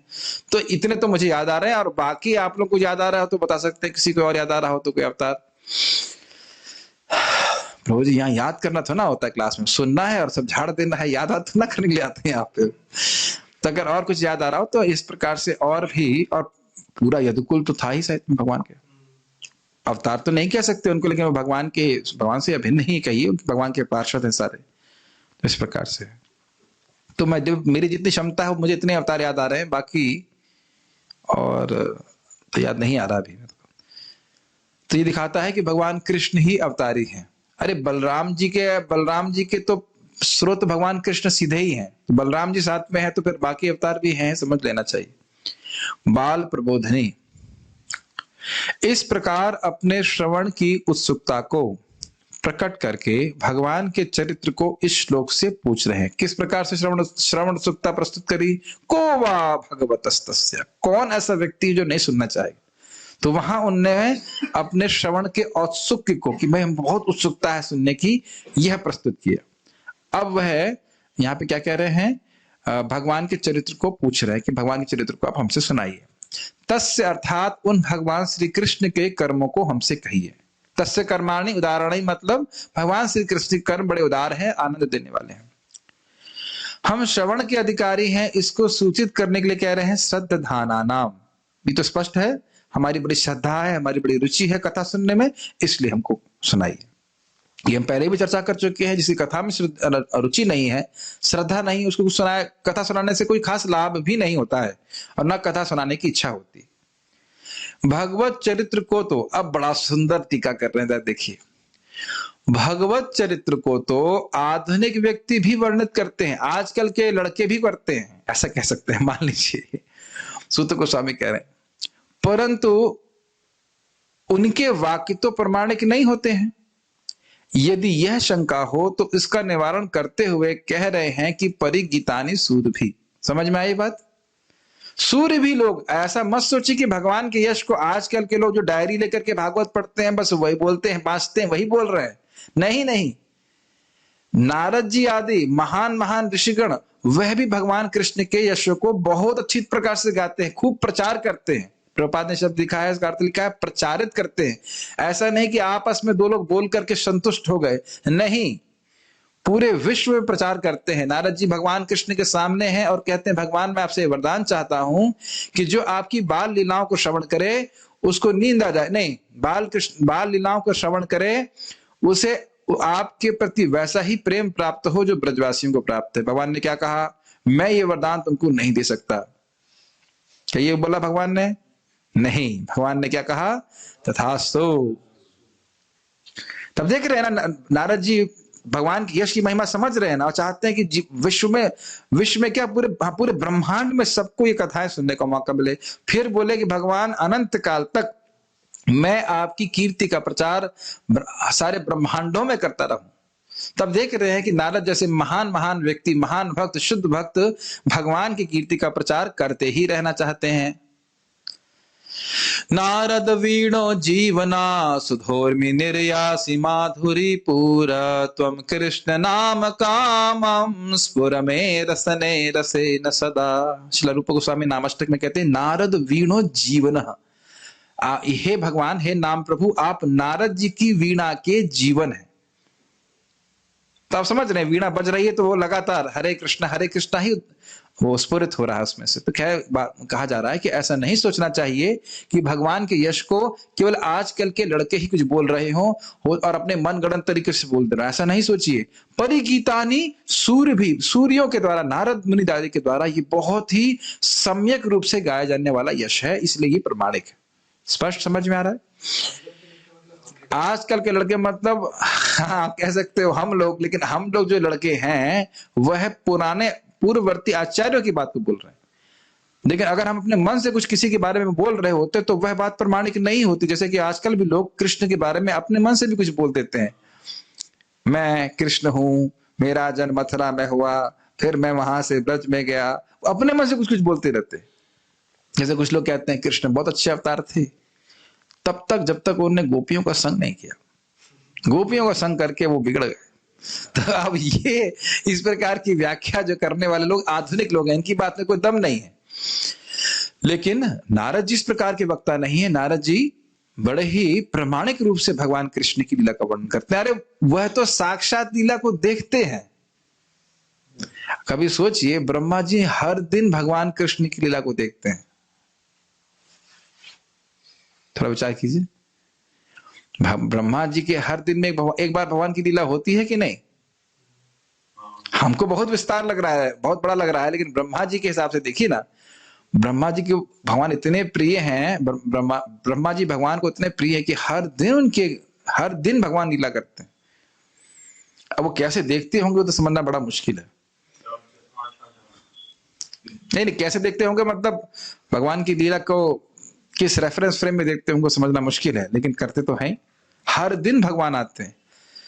सूर्य भी अर्थात विवेकी पुरुष, मतलब जो जानते हैं कि सार वस्तु क्या है। विवेक मतलब होता है सार असार का ज्ञान, असली वस्तु क्या है, अच्छी वस्तु क्या है, शाश्वत वस्तु क्या है, और छार यूजलेस चीज क्या है, वो जानने वाले व्यक्ति। यथा श्रील नारद, पराशर, व्यासदेव आदि से प्रारंभ करके महान भक्तों के द्वारा भगवान का यश प्रचुर मात्रा में गाया जाता है। परिगीतानी, देखिए इसे हमें समझना चाहिए कि भगवान के नाम जप के साथ साथ भक्तों ने भगवान की लीला कथा को भी गाया है। इसीलिए रूप गोस्वामी बोलते हैं तन्नाम रूप चरितात् सुकीर्तनानि। तो नाम क्या हरिदास ठाकुर जी केवल भगवान का नाम जप करते थे, कथा कभी नहीं सुनते थे, लीला कभी नहीं सुनते थे? ऐसा नहीं है। भगवान के प्रति प्रेम होने का मतलब है भगवान के संबंध में जो कुछ भी होगा भक्त श्रवण करना चाहेगा। Doesn't make sense?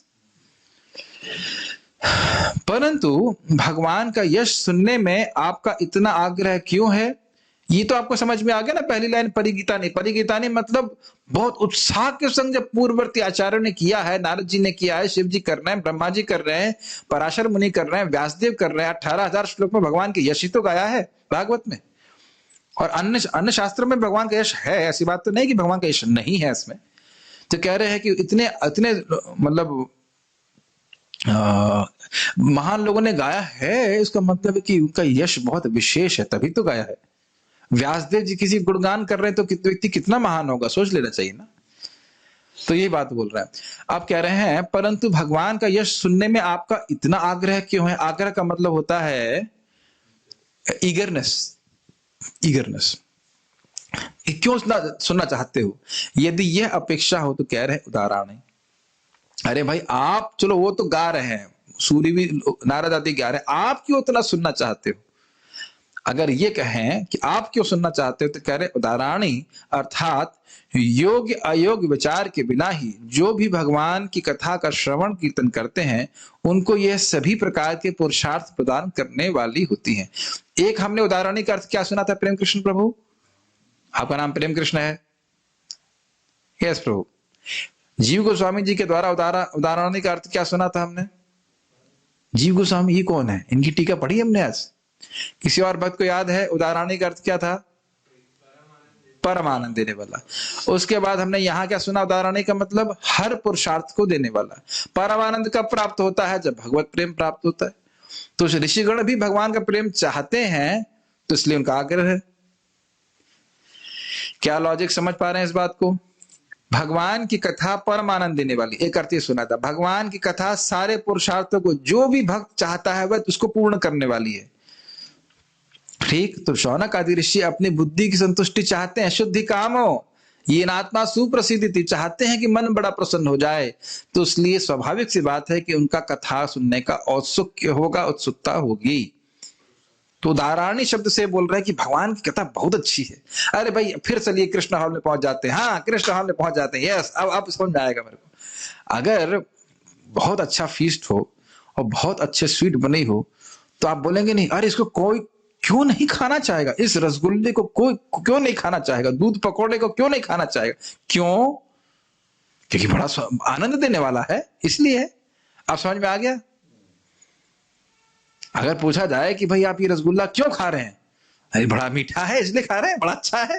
तो इसी बात को यहाँ पे सूचित करने के लिए कह रहे हैं, उदार हैं, बहुत बहुत अच्छी चीज देने वाले हैं। भगवान की कथा हमको बहुत अच्छा सुख देने वाली है। तो इसलिए हमारा सुनने का बड़ा आग्रह है, कृपया हमको सुनाइए। आपका जोक अच्छा नहीं था। लीलया दत्ततः कला मतलब अनायास, स्वेच्छा से। सॉरी, हम आगे बढ़ गए। परंतु भगवान के कर्मों का इस प्रकार का प्रभाव कैसे हो जाता है? यदि यह अपेक्षा हो तो कह रहे हैं लीलया दत्ततः कला, भगवान की कथा कर्मों का क्या प्रभाव बता रहे हैं? उदाराणी। उदाराणी शब्द बोला था ना, उदार है, परमानंद देने वाले हैं। तो कोई प्रश्न करे कि भाई भगवान के कर्म इतने उदार कैसे हो जाते हैं? आप ये कैसे कह सकते हो कि भगवान के कर्म जो हैं इतने परमानंद देने वाले हैं, सारे पुरुषार्थों को देने वाले, आप कैसे समझ रहे हो? तो कह रहे हैं लीलया दत्ततः कला। अब लीलया शब्द की व्याख्या कर रहे हैं। बहुत ऊपर से जा रहा है या कुछ कुछ जा रहा है दिमाग में? मतलब एटलीस्ट जाना चाहिए, भले ही तुरंत गायब हो जाए, लेकिन जाना जरूर चाहिए। फिर गायब हो जाए कोई बात नहीं, फिर जाना चाहिए, फिर गायब हो जाए कोई बात नहीं, लेकिन जाना एक बार जरूर चाहिए। ठीक है। लीला शब्द की व्याख्या कर रहे हैं। अनायास, अनायास मतलब बिना किसी प्रयास के और स्वेच्छा से। चलो प्रयास मेरा हो नहीं हो, लेकिन दूसरा आदमी बोले तब भी लीला नहीं कहा जाएगा। मैं कुछ कार्य कर रहा हूं जिसमें मुझे कुछ प्रयास ना हो, लेकिन दूसरे की वजह से करना पड़ रहा है, तो भी उसको लीला नहीं कहे। तो बोले तुम ये करो, मान लो किसी बच्चे को बोलते हैं भाई यहां से उठ करके वहां बैठ जाओ, तो उसे खास कोई प्रयास नहीं होगा, लेकिन फिर भी वह किसी की आज्ञा पे कर रहा है। वहां भी उसकी स्वेच्छा नहीं, अपनी अपनी अपनी प्रसन्नता से नहीं कर रहा है। समझ लेना मेरी बात। तो यहां कह रहे हैं अनायास कौमा स्वेच्छा से, बिना किसी प्रयास के, स्वेच्छा से और बड़े हर्ष से क्रियामाण चेष्टा को लीला कहते हैं। तीन चीजें होनी चाहिए तब उसको लीला कहेंगे। क्या है? कोई प्रयास नहीं, ठीक, स्वेच्छा से, अपनी इच्छा से, और बड़े हर्ष के संग। जैसे बच्चे खेलते हैं तो खेलने में तो कोई प्रयास का अनुभव नहीं करते, एग्जाम्पल दिया जा रहा है, और उसके बाद स्वेच्छा से खेलते हैं, अपनी इच्छा से खेलते हैं और बड़े हर्ष के संग खेलते हैं। तो को भी भागवत में आया है, निरीक्षमाण तन लीला। अजामिल अपने बच्चे की लीला देख रहा था, तो बच्चे की लीला का अर्थ भगवान की लीला नहीं है। लीला करते ही होना, बिना प्रयास के वो खेल रहा है, मस्ती कर रहा है बच्चा, तो उसकी लीला को, उसके चेष्टाओं को, वह बाल सुलभ चेष्टाओं को वह अजामिल देख रहा था। तो समझ में आ रहा है कुछ कुछ लीला का अर्थ क्या है? तीन बातें समझनी होंगी। कोई इसमें प्रयास नहीं, और स्वेच्छा से, और बड़े हर्ष के संग। अच्छा, एक बात थोड़ा समझ लेना चाहिए, ये जो हमारा जीवन चल रहा है ये भी हमारी लीला है क्या? ये लीला बिल्कुल नहीं है। बहुत प्रयास चलना पड़ रहा है कि नहीं? खाना खाने में प्रयास होता है, बनाने में प्रयास होता है, और बाकी और कुछ कार्य भी करने में बहुत प्रयास होता है। हजम करना और उसको निष्कासन करना भी बहुत प्रयास होता है, और उसको भी हम अपनी स्वेच्छा से नहीं कर रहे हैं कि आज हम लोग निष्कासन नहीं करेंगे। ऐसा नहीं है कि नहीं? एक बार हमारे गुरु महाराज के से एक व्यक्ति बहस कर रहा था, मैं भगवान हूं, मैं भगवान हूं। अच्छा ठीक है, भगवान हूं। काफी देर बहस हुई, फिर उसको टॉयलेट लग गई, तो महाराज जी ने दरवाजे बंद करा दिए बाथरूम के, जाने मत दो उसको। अब उसके पेट दर्द हो रहा है, ओ नहीं प्लीज बाथरूम जाने दीजिए, बाथरूम जाने दीजिए। तो महाराज ने कहा स्वीकार करो कि तुम भगवान नहीं हो। तो हाँ मैं भगवान नहीं हूं, भगवान नहीं हूं। बाथरूम गया, वापस आकर बोलता है मैं भगवान हूं। तो ये जो है इस प्रकार से लोग कहते हैं। और हाँ बस यहां तक भी बोलते हैं कि अगर जीव जब सुअर के शरीर में है तो भी वो अपनी लीला कर रहा है। तो आप समझ लीजिए कि ये लीला का अर्थ समझते नहीं है। ये लीला नहीं है जो हमारी चल रही है अभी, ये एक प्रिजन का मतलब जेल का टर्म है जो हम काट रहे हैं। तो लीला का अर्थ समझ में आ गया। क्रियामान मतलब विच इज इन एक्शन। भगवान अपनी लीला के द्वारा अपने कला अर्थात ब्रह्मा, रुद्र, मत्स्य, कच्छप आदि अनंत नानाविध मूर्तियों को, भगवान के स्वरूपों को प्रतिक्षण चंद्रमा की कलाओं के समान ही लोगों को आह्लाद देने के लिए ददतः अर्थात धारण करते हैं। ये अर्थ है। ये आप समझ रहे हैं कि चंद्रमा की कलाएं होती हैं। अभी आप बाहर जाकर चंद्रमा को देखेंगे, आजकल तो सब भूल ही गए हम लोग चंद्रमा वंद्रमा देखने के लिए, लेकिन चंद्रमा का अर्थ आप समझ ही रहे हैं। चंद्रमा कभी अलग अलग रूप का दिखता है। 16 कला हो 17 कला हो जो भी हो, मैं नहीं कह जान रहा हूं, लेकिन 17 तो मेरे ख्याल में नहीं हो सकती, क्योंकि 15-15 दिन का होगा ना, 16 ही हो सकती है। तो 16 कलाएं हैं उसकी। कला का मतलब अलग अलग रूप से चंद्रमा दिखता है। चंद्रमा परिपूर्ण है कि नहीं कार्तिक प्रभु? चंद्रमा परिपूर्ण है, लेकिन अलग अलग दिन वो अलग अलग रूप दिखाता है और लोग देख करके प्रसन्न होते हैं। तो विभिन्न प्रयोजनों के अनुसार भगवान अपने आप को विभिन्न अवतारों में प्रस्तुत करते हैं, और वह उनकी कलाएं कहते हैं। समझ में आ रहा है? लेकिन जिस प्रकार से चंद्रमा को कला को धारण करने में कोई प्रयास करना होता है क्या? जो अलग अलग अपना चंद्रमा रूप दिखाता है, उसमें चंद्रमा को कोई प्रयास करना पड़ता है? कहते ना, उसको कोई प्रयास नहीं करना पड़ता। ठीक है, स्वेच्छा से, लीला से भगवान इस प्रकार से अपनी कलाओं को प्रस्तुत करते हैं। और ये क्यों करते हैं? लोगों को सुखी करने के लिए। ठीक है, इससे यह सूचित होता है कि हमारे कर्मों के समान भगवान के कर्म प्रारब्ध के अधीन नहीं होते। लीलया का मतलब हो गया कि अब जैसे हमने पहले जो कर्म किए हैं उसके अनुसार हमें शरीर मिला है और उसी के अनुसार हमें कार्य करने पड़ते हैं, लेकिन भगवान के वो इस प्रकार से कोई शरीर अपने कर्मानुसार धारण नहीं करना पड़ता। Are you able to understand this? He is not bound by karma. Okay, मत्स्य आदि अवतारों के अवतारी भगवान श्री कृष्ण हैं, तो यह प्रदर्शित करके अन्य अवतारों की कथा के संबंध में भी प्रश्न कर रहे हैं। तो पुरुषावतार आदि के बारे में भी वो जानना चाहते हैं, लेकिन मुख्य रूप से श्री कृष्ण के बारे में जानना चाहते हैं। पहला प्रश्न था शास्त्रों का सार क्या है ना, परम श्रेय क्या है। दूसरा प्रश्न क्या है? शास्त्रों का वह सार जो बुद्धि को संतुष्ट कर दे। तीसरा, किस प्रयोजन से भगवान आए। अब यहां कृष्ण की लीला का वर्णन सुन रहे हैं। प्रयोजन पूछा है, किस प्रयोजन से आए, और अब यहां पूछ रहे हैं क्या? भगवान श्री कृष्ण की लीलाओं का वर्णन कीजिए। जो और भगवान कृष्ण की लीला का वर्णन करिए, मतलब पुरुषावतार आदि के बारे में भी बताइए, लेकिन मुख्य रूप से श्री कृष्ण के बारे में सुनना चाहते हैं।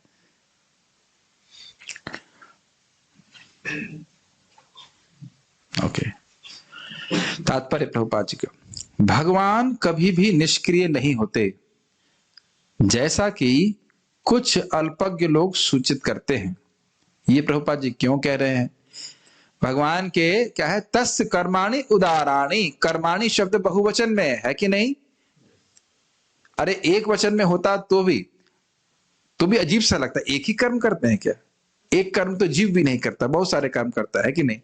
तो भगवान के कर्म नहीं, बहुत सारे कर्म हैं, और वो सारे एक एक कर्म बड़े उदार हैं। तो यहाँ इस श्लोक एकदम इस बात को खंडित कर देता है कि भगवान का कोई रूप नहीं, भगवान के कोई कर्म नहीं, भगवान कोई आकार नहीं, अलख निरंजन, जिनको लखा नहीं जा सकता। इस प्रकार की बातें कहने वाले लोग मूर्ख हैं भागवतम के अनुसार। यहां क्या बोल रहे हैं? उदाराणी कर्माणी, और वहां क्या कह रहे हैं? कोई कर्म ही नहीं है।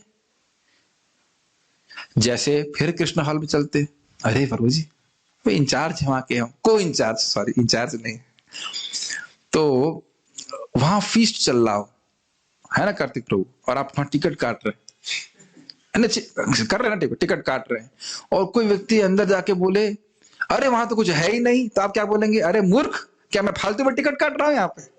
यही बोलेंगे ना आप। कुछ नहीं है तो फालतू में टिकट काटेंगे? अंदर बड़ा फीस्ट चल रहा है, बहुत सारे उदार, हमारे करुणा मित्र उदार कर्म कर करके बहुत सारा फीस्ट बनाए, और कोई कहना कुछ है ही नहीं, वहां पे कुछ नहीं है, अलग है, कुछ नहीं दिख रहा है, तो बंदा ही अंधा होगा और कोई कारण नहीं है। समझेंगे ना मेरी बात? और बाकी सब लोग जाकर के आहा आहा कर रहे हैं वह बड़ा अच्छा है, बड़ा अच्छा है, और लाओ वयम तु ना वितृप्यामा, हम तृप्त नहीं हो रहे हैं। तो आदमी स्वर्ग हो जाएगा, ये क्यों बोल रहा है ऐसा बेवकूफ सा? समझ रहे ना मेरी बात? तो इसी प्रकार से यहाँ पे कह रहे हैं, प्रभुपाद कह रहे हैं कि मूर्ख लोग हैं, वो कहते हैं भगवान के कर्म नहीं है। भरा पड़ा है भागवत भगवान के सुंदर कर्मों से, भगवान की लीलाओं से, और आप कह रहे हैं कि कर्म ही नहीं है। तो मूर्ख लोग हैं, जानते नहीं। उनके कर्म उदार तथा भव्य हैं। भव्य का मतलब होता है महान, विशाल। उदार का अर्थ आप समझ ही गए। उदार मतलब आनंद देने वाले, इच्छा पूर्ति करने वाले। उनकी सृष्टियां चाहे भौतिक हो या आध्यात्मिक समान रूप से आश्चर्यजनक हैं और समस्त विविधताओं से परिपूर्ण है। क्या आप आध्यात्मिक जगत तो हम लोग भी देखे नहीं है, लेकिन भौतिक जगत क्या आश्चर्यजनक नहीं लगता आपको? गाय को खिलाते हैं घास, एक तरफ से उधर से दूध निकल आता है। क्या ऐसी मशीन आज तक हम बना पाए हैं?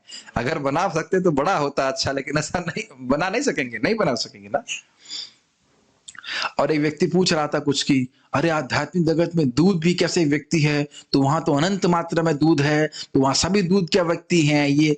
हमने कहा, आप अपनी इतनी जोर सी बुद्धि, वो भी कलयुग वाली एकदम छोटी सी बुद्धि से आप आध्यात्मिक जगत के बारे में क्या समझना चाहते हैं? क्यों नहीं वहां जाकर के सारे प्रश्नों का उत्तर अपने आप कर लेते? कैसे समझेंगे बताइए? एक तो वैसे बुद्धि भौतिक है, और इस जगत की वस्तु को भी हम ठीक से नहीं समझ पा रहे हैं। समझ रहे हैं? नहीं समझ पा रहे ना? है ना चमत्कार है कि देखिए हम यहाँ बैठे हुए हैं, प्रैक्टिकल देख लीजिए, यहाँ बैठे हैं और एक ही समय में हम कितने सारे भक्तों को जो अलग अलग स्थान में बैठे हुए हैं, उन सबको हम कथा सुना पा रहे हैं। क्या ये आश्चर्यजनक नहीं लगता आपको? और हमको पता नहीं कैसे हो रहा है, किसी को तो पता हो कैसे हो रहा है, हमको तो नहीं पता कैसे हो रहा है। तो बहुत सारी वस्तुएं जगत में आश्चर्यजनक है, प्रभुपाद ने कह रहे हैं, और ये भी भगवान के कर्म है। इनका गुणगान श्रील नारद, व्यास, वाल्मीकि, देवल, असित, मध्व, श्री चैतन्य, रामानुज, विष्णु स्वामी, निम्बार्क, श्रीधर, विश्वनाथ, बलदेव, भक्ति विनोद, भक्ति सिद्धांत सरस्वती तथा अन्य अनेक विद्वानों एवं स्वरूप सिद्ध आत्माओं द्वारा किया जाता है। अब श्रील प्रभुपाद ने लिस्ट इतनी बड़ी क्यों बनाई? ताकि हम लोग समझ सकें। पराशर मुनि को ना जाने, व्यासदेव जी को ना जाने, नारद जी को ना जाने, लेकिन निम्बार्काचार्य, श्रीधर स्वामी, विश्वनाथ, ये सब अभी भक्ति ठाकुर जी, सबको हम देख रहे हैं, सुने हैं इन लोगों को। देखिए ये बहुत महत्वपूर्ण बात है। हम भी भगवान की कथा में भगवान पे विश्वास रख रहे हैं, लेकिन यह विश्वास अंधविश्वास नहीं है। महान महान आचार्यों ने भगवान की कथा का वर्णन किया है। अगर सब झूठ होता तो अपना जीवन पूरा क्यों समर्पित करते कृष्ण कथा के लिए? बताइए। हम तो आज टीका पढ़ रहे हैं, सब कुछ लैपटॉप है, सब कुछ है। वो लोग कड़चा कहेंगे कभी? ताल पत्र के ऊपर इन टीकाओं को लिखे हैं। पूरी पूरी भागवत पे टीका लिखना कितना मुश्किल होगा, इज इट नॉट? तो अगर ये सब झूठ होता तो क्यों इतनी मेहनत करते, बताइए? तो वहीं से बुद्धि लगाकर विचार करना चाहिए कि नहीं, ये रियली सब कुछ बातें सत्य हैं। और इसीलिए आचार्य गणों ने, एक आचार्य नहीं, सारे आचार्यों ने इस प्रकार से कृष्ण की कथा पर वर्णन किया है। तो ये सब बातें सच हैं।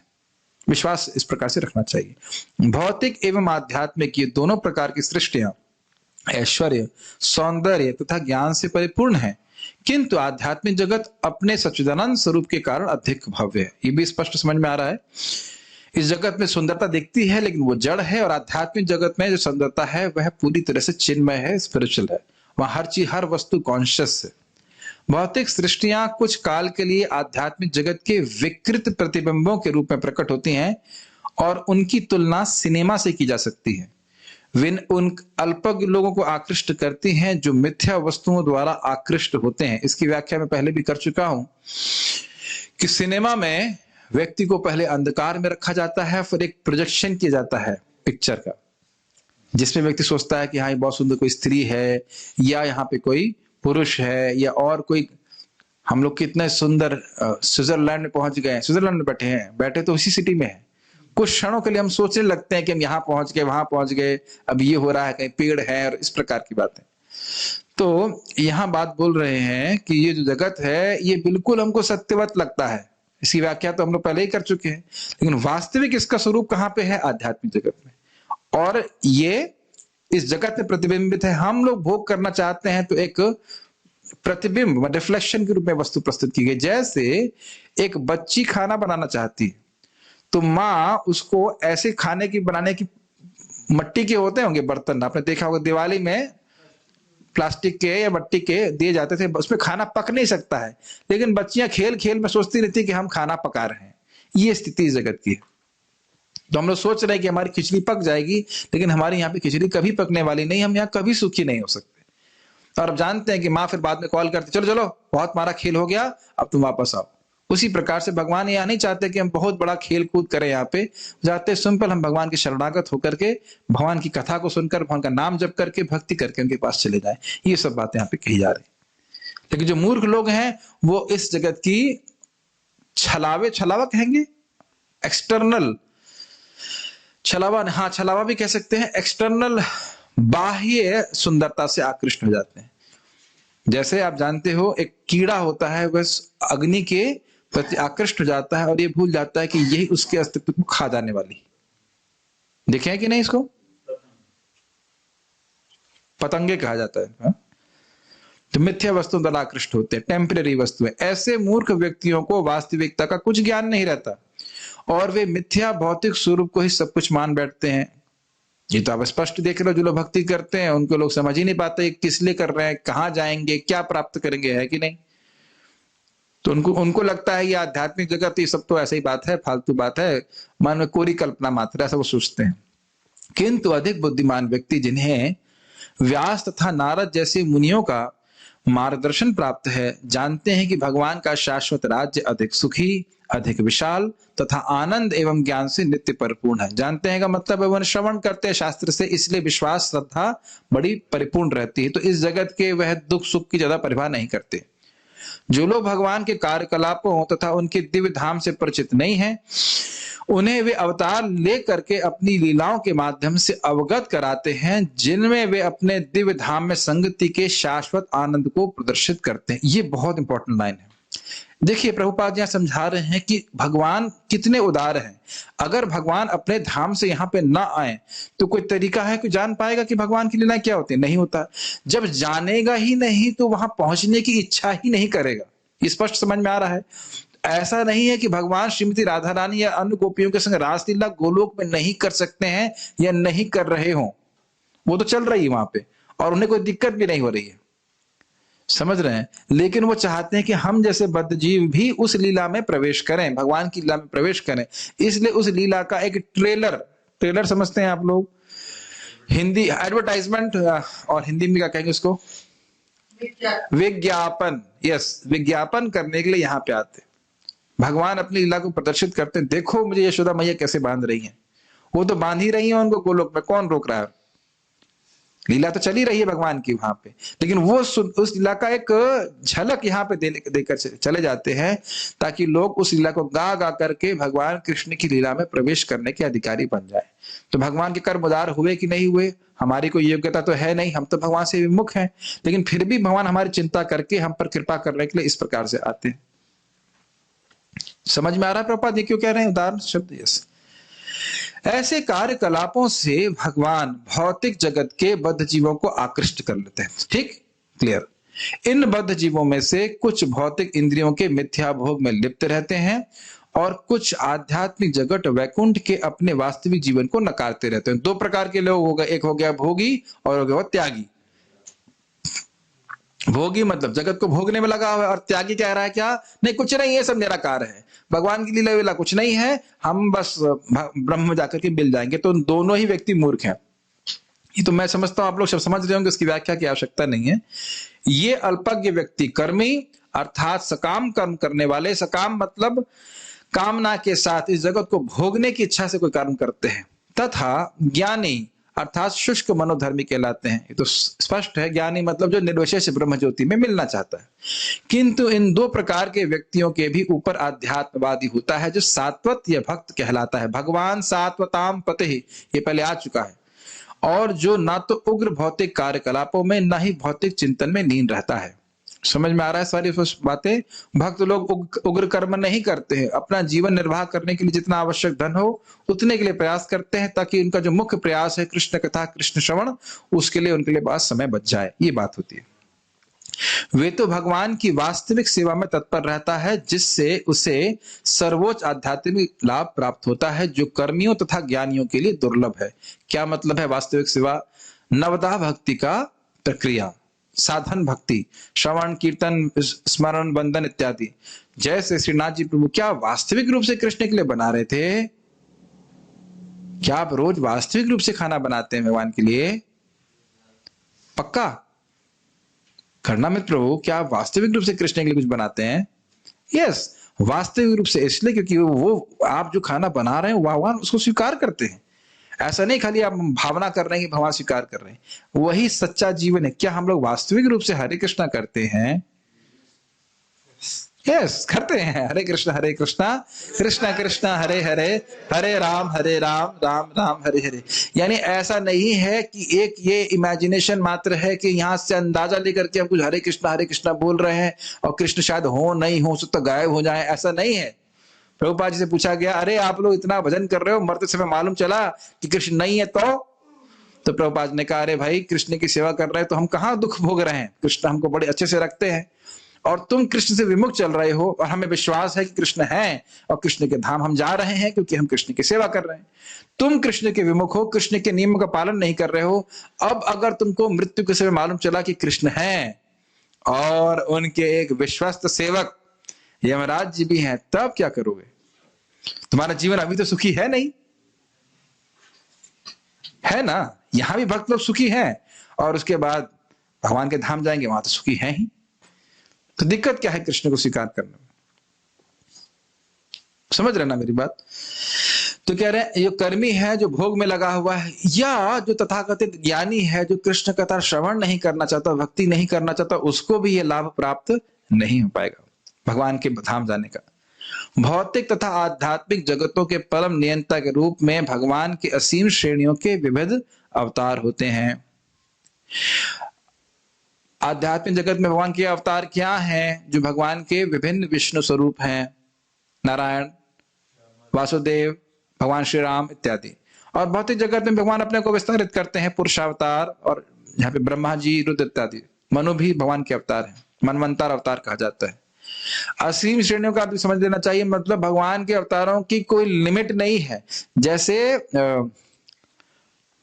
एक बहुत बड़ा सरोवर हो और उसमें से लगातार धाराएं निकलती रहें। ये आप दूसरे अध्याय में पढ़ने वाले हो, तीसरे अध्याय में पढ़ने वाले हैं कि भगवान के अवतार निरंतर होते ही रहे। ब्रह्मा, रुद्र, मनु, पृथु तथा व्यास जैसे अवतार तो उनके भौतिक गुणात्मक अवतार हैं। ब्रह्मा जी रजोगुण के, रुद्र भगवान शिव जो हैं वो तमोगुण के, मनु मतलब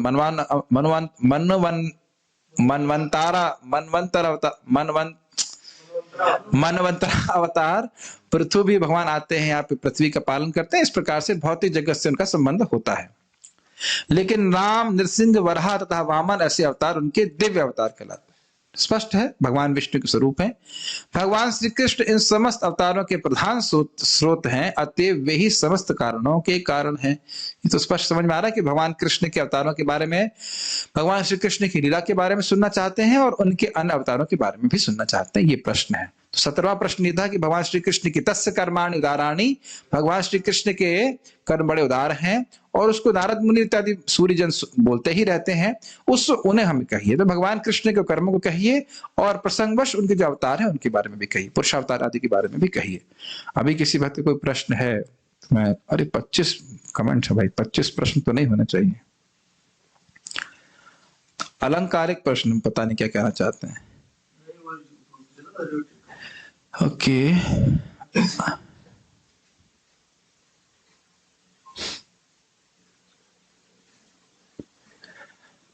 हरि नाम हरे नाम किस श्लोक में है? बृहद नारदीय पुराण में है, हा? एक और पुराण में भी, लेकिन बृहद नारदीय पुराण में हरे नाम श्लोक।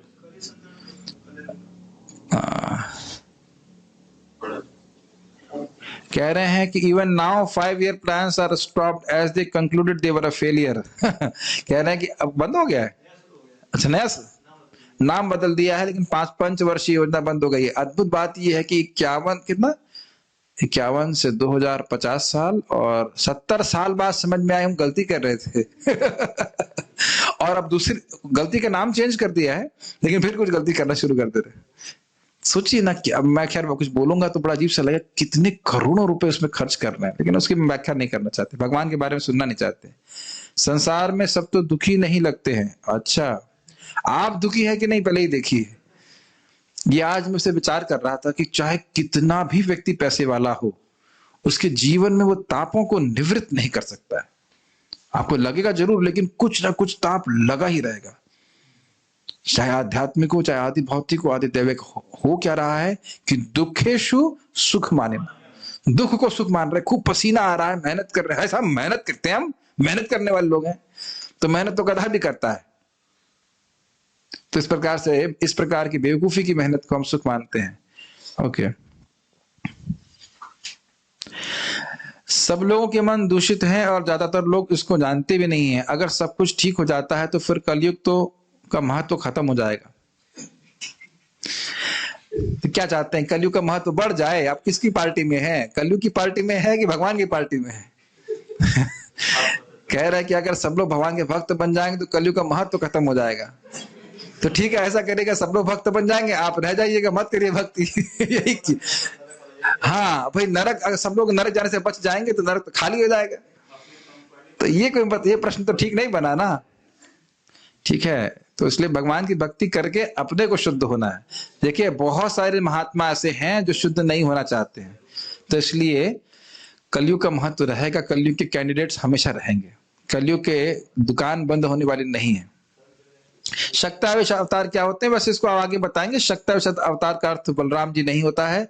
शक्तावेश का अर्थ होता है शक्त, जिसमें शक्ति का आवेश किया जाता है। वह विष्णु तत्व नहीं होते, वो कुछ कार्य सिद्ध करने के लिए, कुछ किसी प्रयोजन के लिए भगवान उन्हें विशेष प्रकार की शक्ति देते हैं। जैसे व्यासदेव जी को ये शास्त्रों को लिखने की शक्ति दी भगवान ने, इस प्रकार से।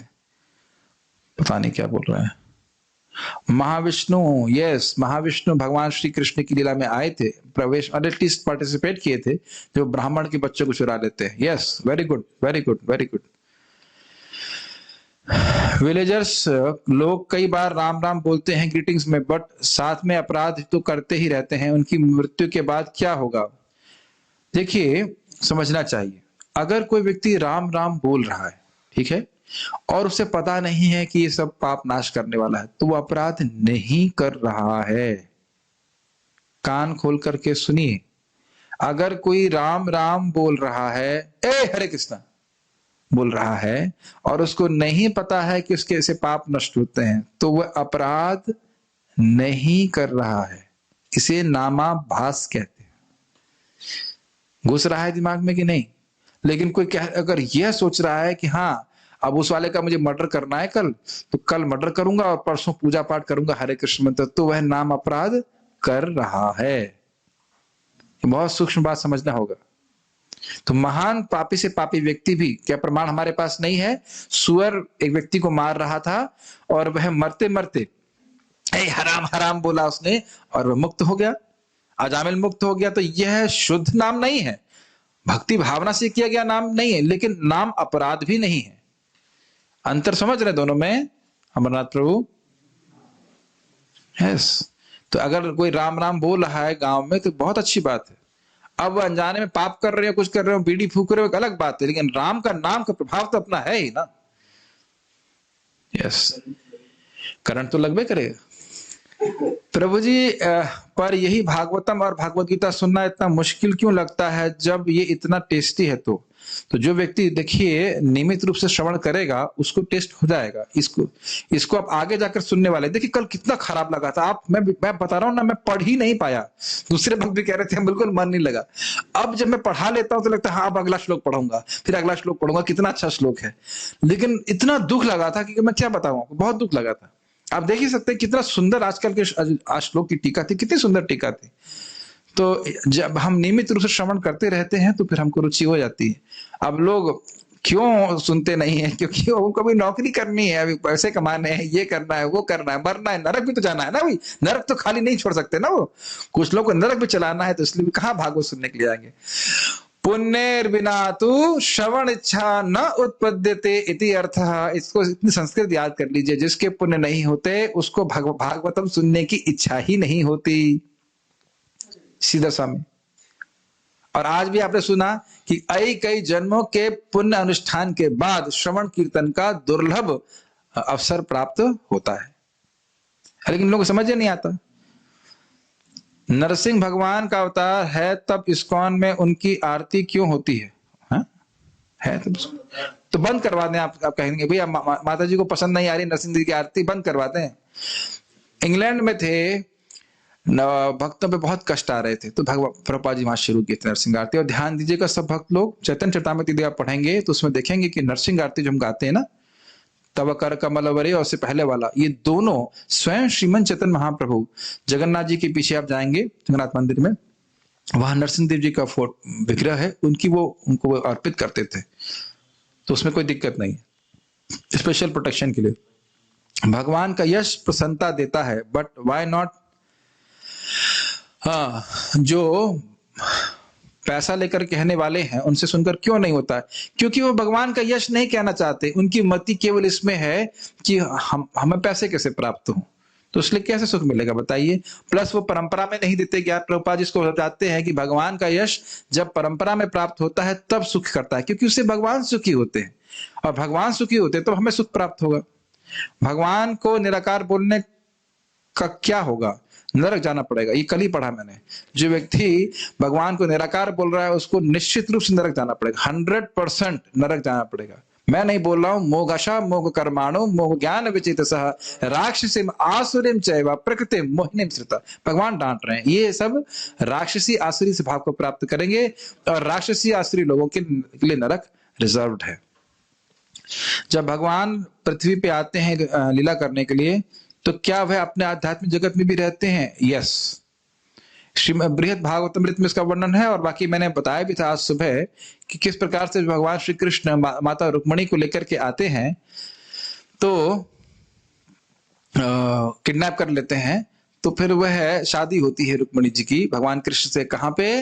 द्वारका में। कहां पे? द्वारका में। कहां होती है शादी? हर घर में, और हर व्यक्ति हर एक के यहाँ पे शादी में जाता है। ऐसा हो सकता है करना मित्रों? अजीब सी बात है ना। मान लीजिए मैं हूं, और मतलब हमारे घर में शादी हो रही है रुक्मणी और कृष्ण जी की, तो आप मेरे घर में आए हैं, और आपके घर में शादी हो रही है तो मैं आपके घर में आया हूं, और एक ही साथ। तो ठीक है, तो जो आप लिमिटेशन या सीमितता इस भौतिक जगत में देखते हैं वो कृष्ण पे आरोपित ना करिए। एक ही समय में कृष्ण जगह जगह प्रकट हो सकते हैं। गोलोक एव निवसति अखिलात्म भूतो गोविंदमादि पुरुषम तमहम भजामि। ब्रह्म संहिता में स्पष्ट लिखा है गोलोक एव निवसति, हमेशा गोलोक में भगवान निवास करते हैं, लेकिन अखिलात्म भूत पूरे जगत में व्याप्त रहते हैं। तो जब पूरे जगत में व्याप्त रहते हैं, लीला के समय प्रकट हो जाए तो कौन से आश्चर्य की बात। ठीक है। जब हम 16 माला करके भगवान के लिए प्रसादम बनाते हैं तो उसका प्रभाव हमारी चेतना पर कैसे पड़ता है? हमारी चेतना दुष्ट खराब हो जाती है। कैसे प्रश्न कर रहे? तो पता ही है आप लोगों को, 16 माला जब करोगे, भक्ति करके भगवान को भोग लगाओगे तो आपकी चेतना अच्छी रहेगी। इसमें ये क्या पूछना है? तो कोई डाउट नहीं है इसमें। खैर कोई बात नहीं, हमने पूछा तो अच्छी बात। Okay, so shall stop here. कल हम लोग 1 2 3 4 प्रश्न हो गए ना। 5वें प्रश्न की चर्चा करने का प्रयास हम लोग कल करेंगे। पारायण कराएंगे भाई, पारायण छोड़ेंगे नहीं। कोई प्रश्न और प्यारा है? पारायण? हाँ हाँ, यस सर, कल छूट गया। 2 बार कराऊं? नहीं नहीं नहीं, इतना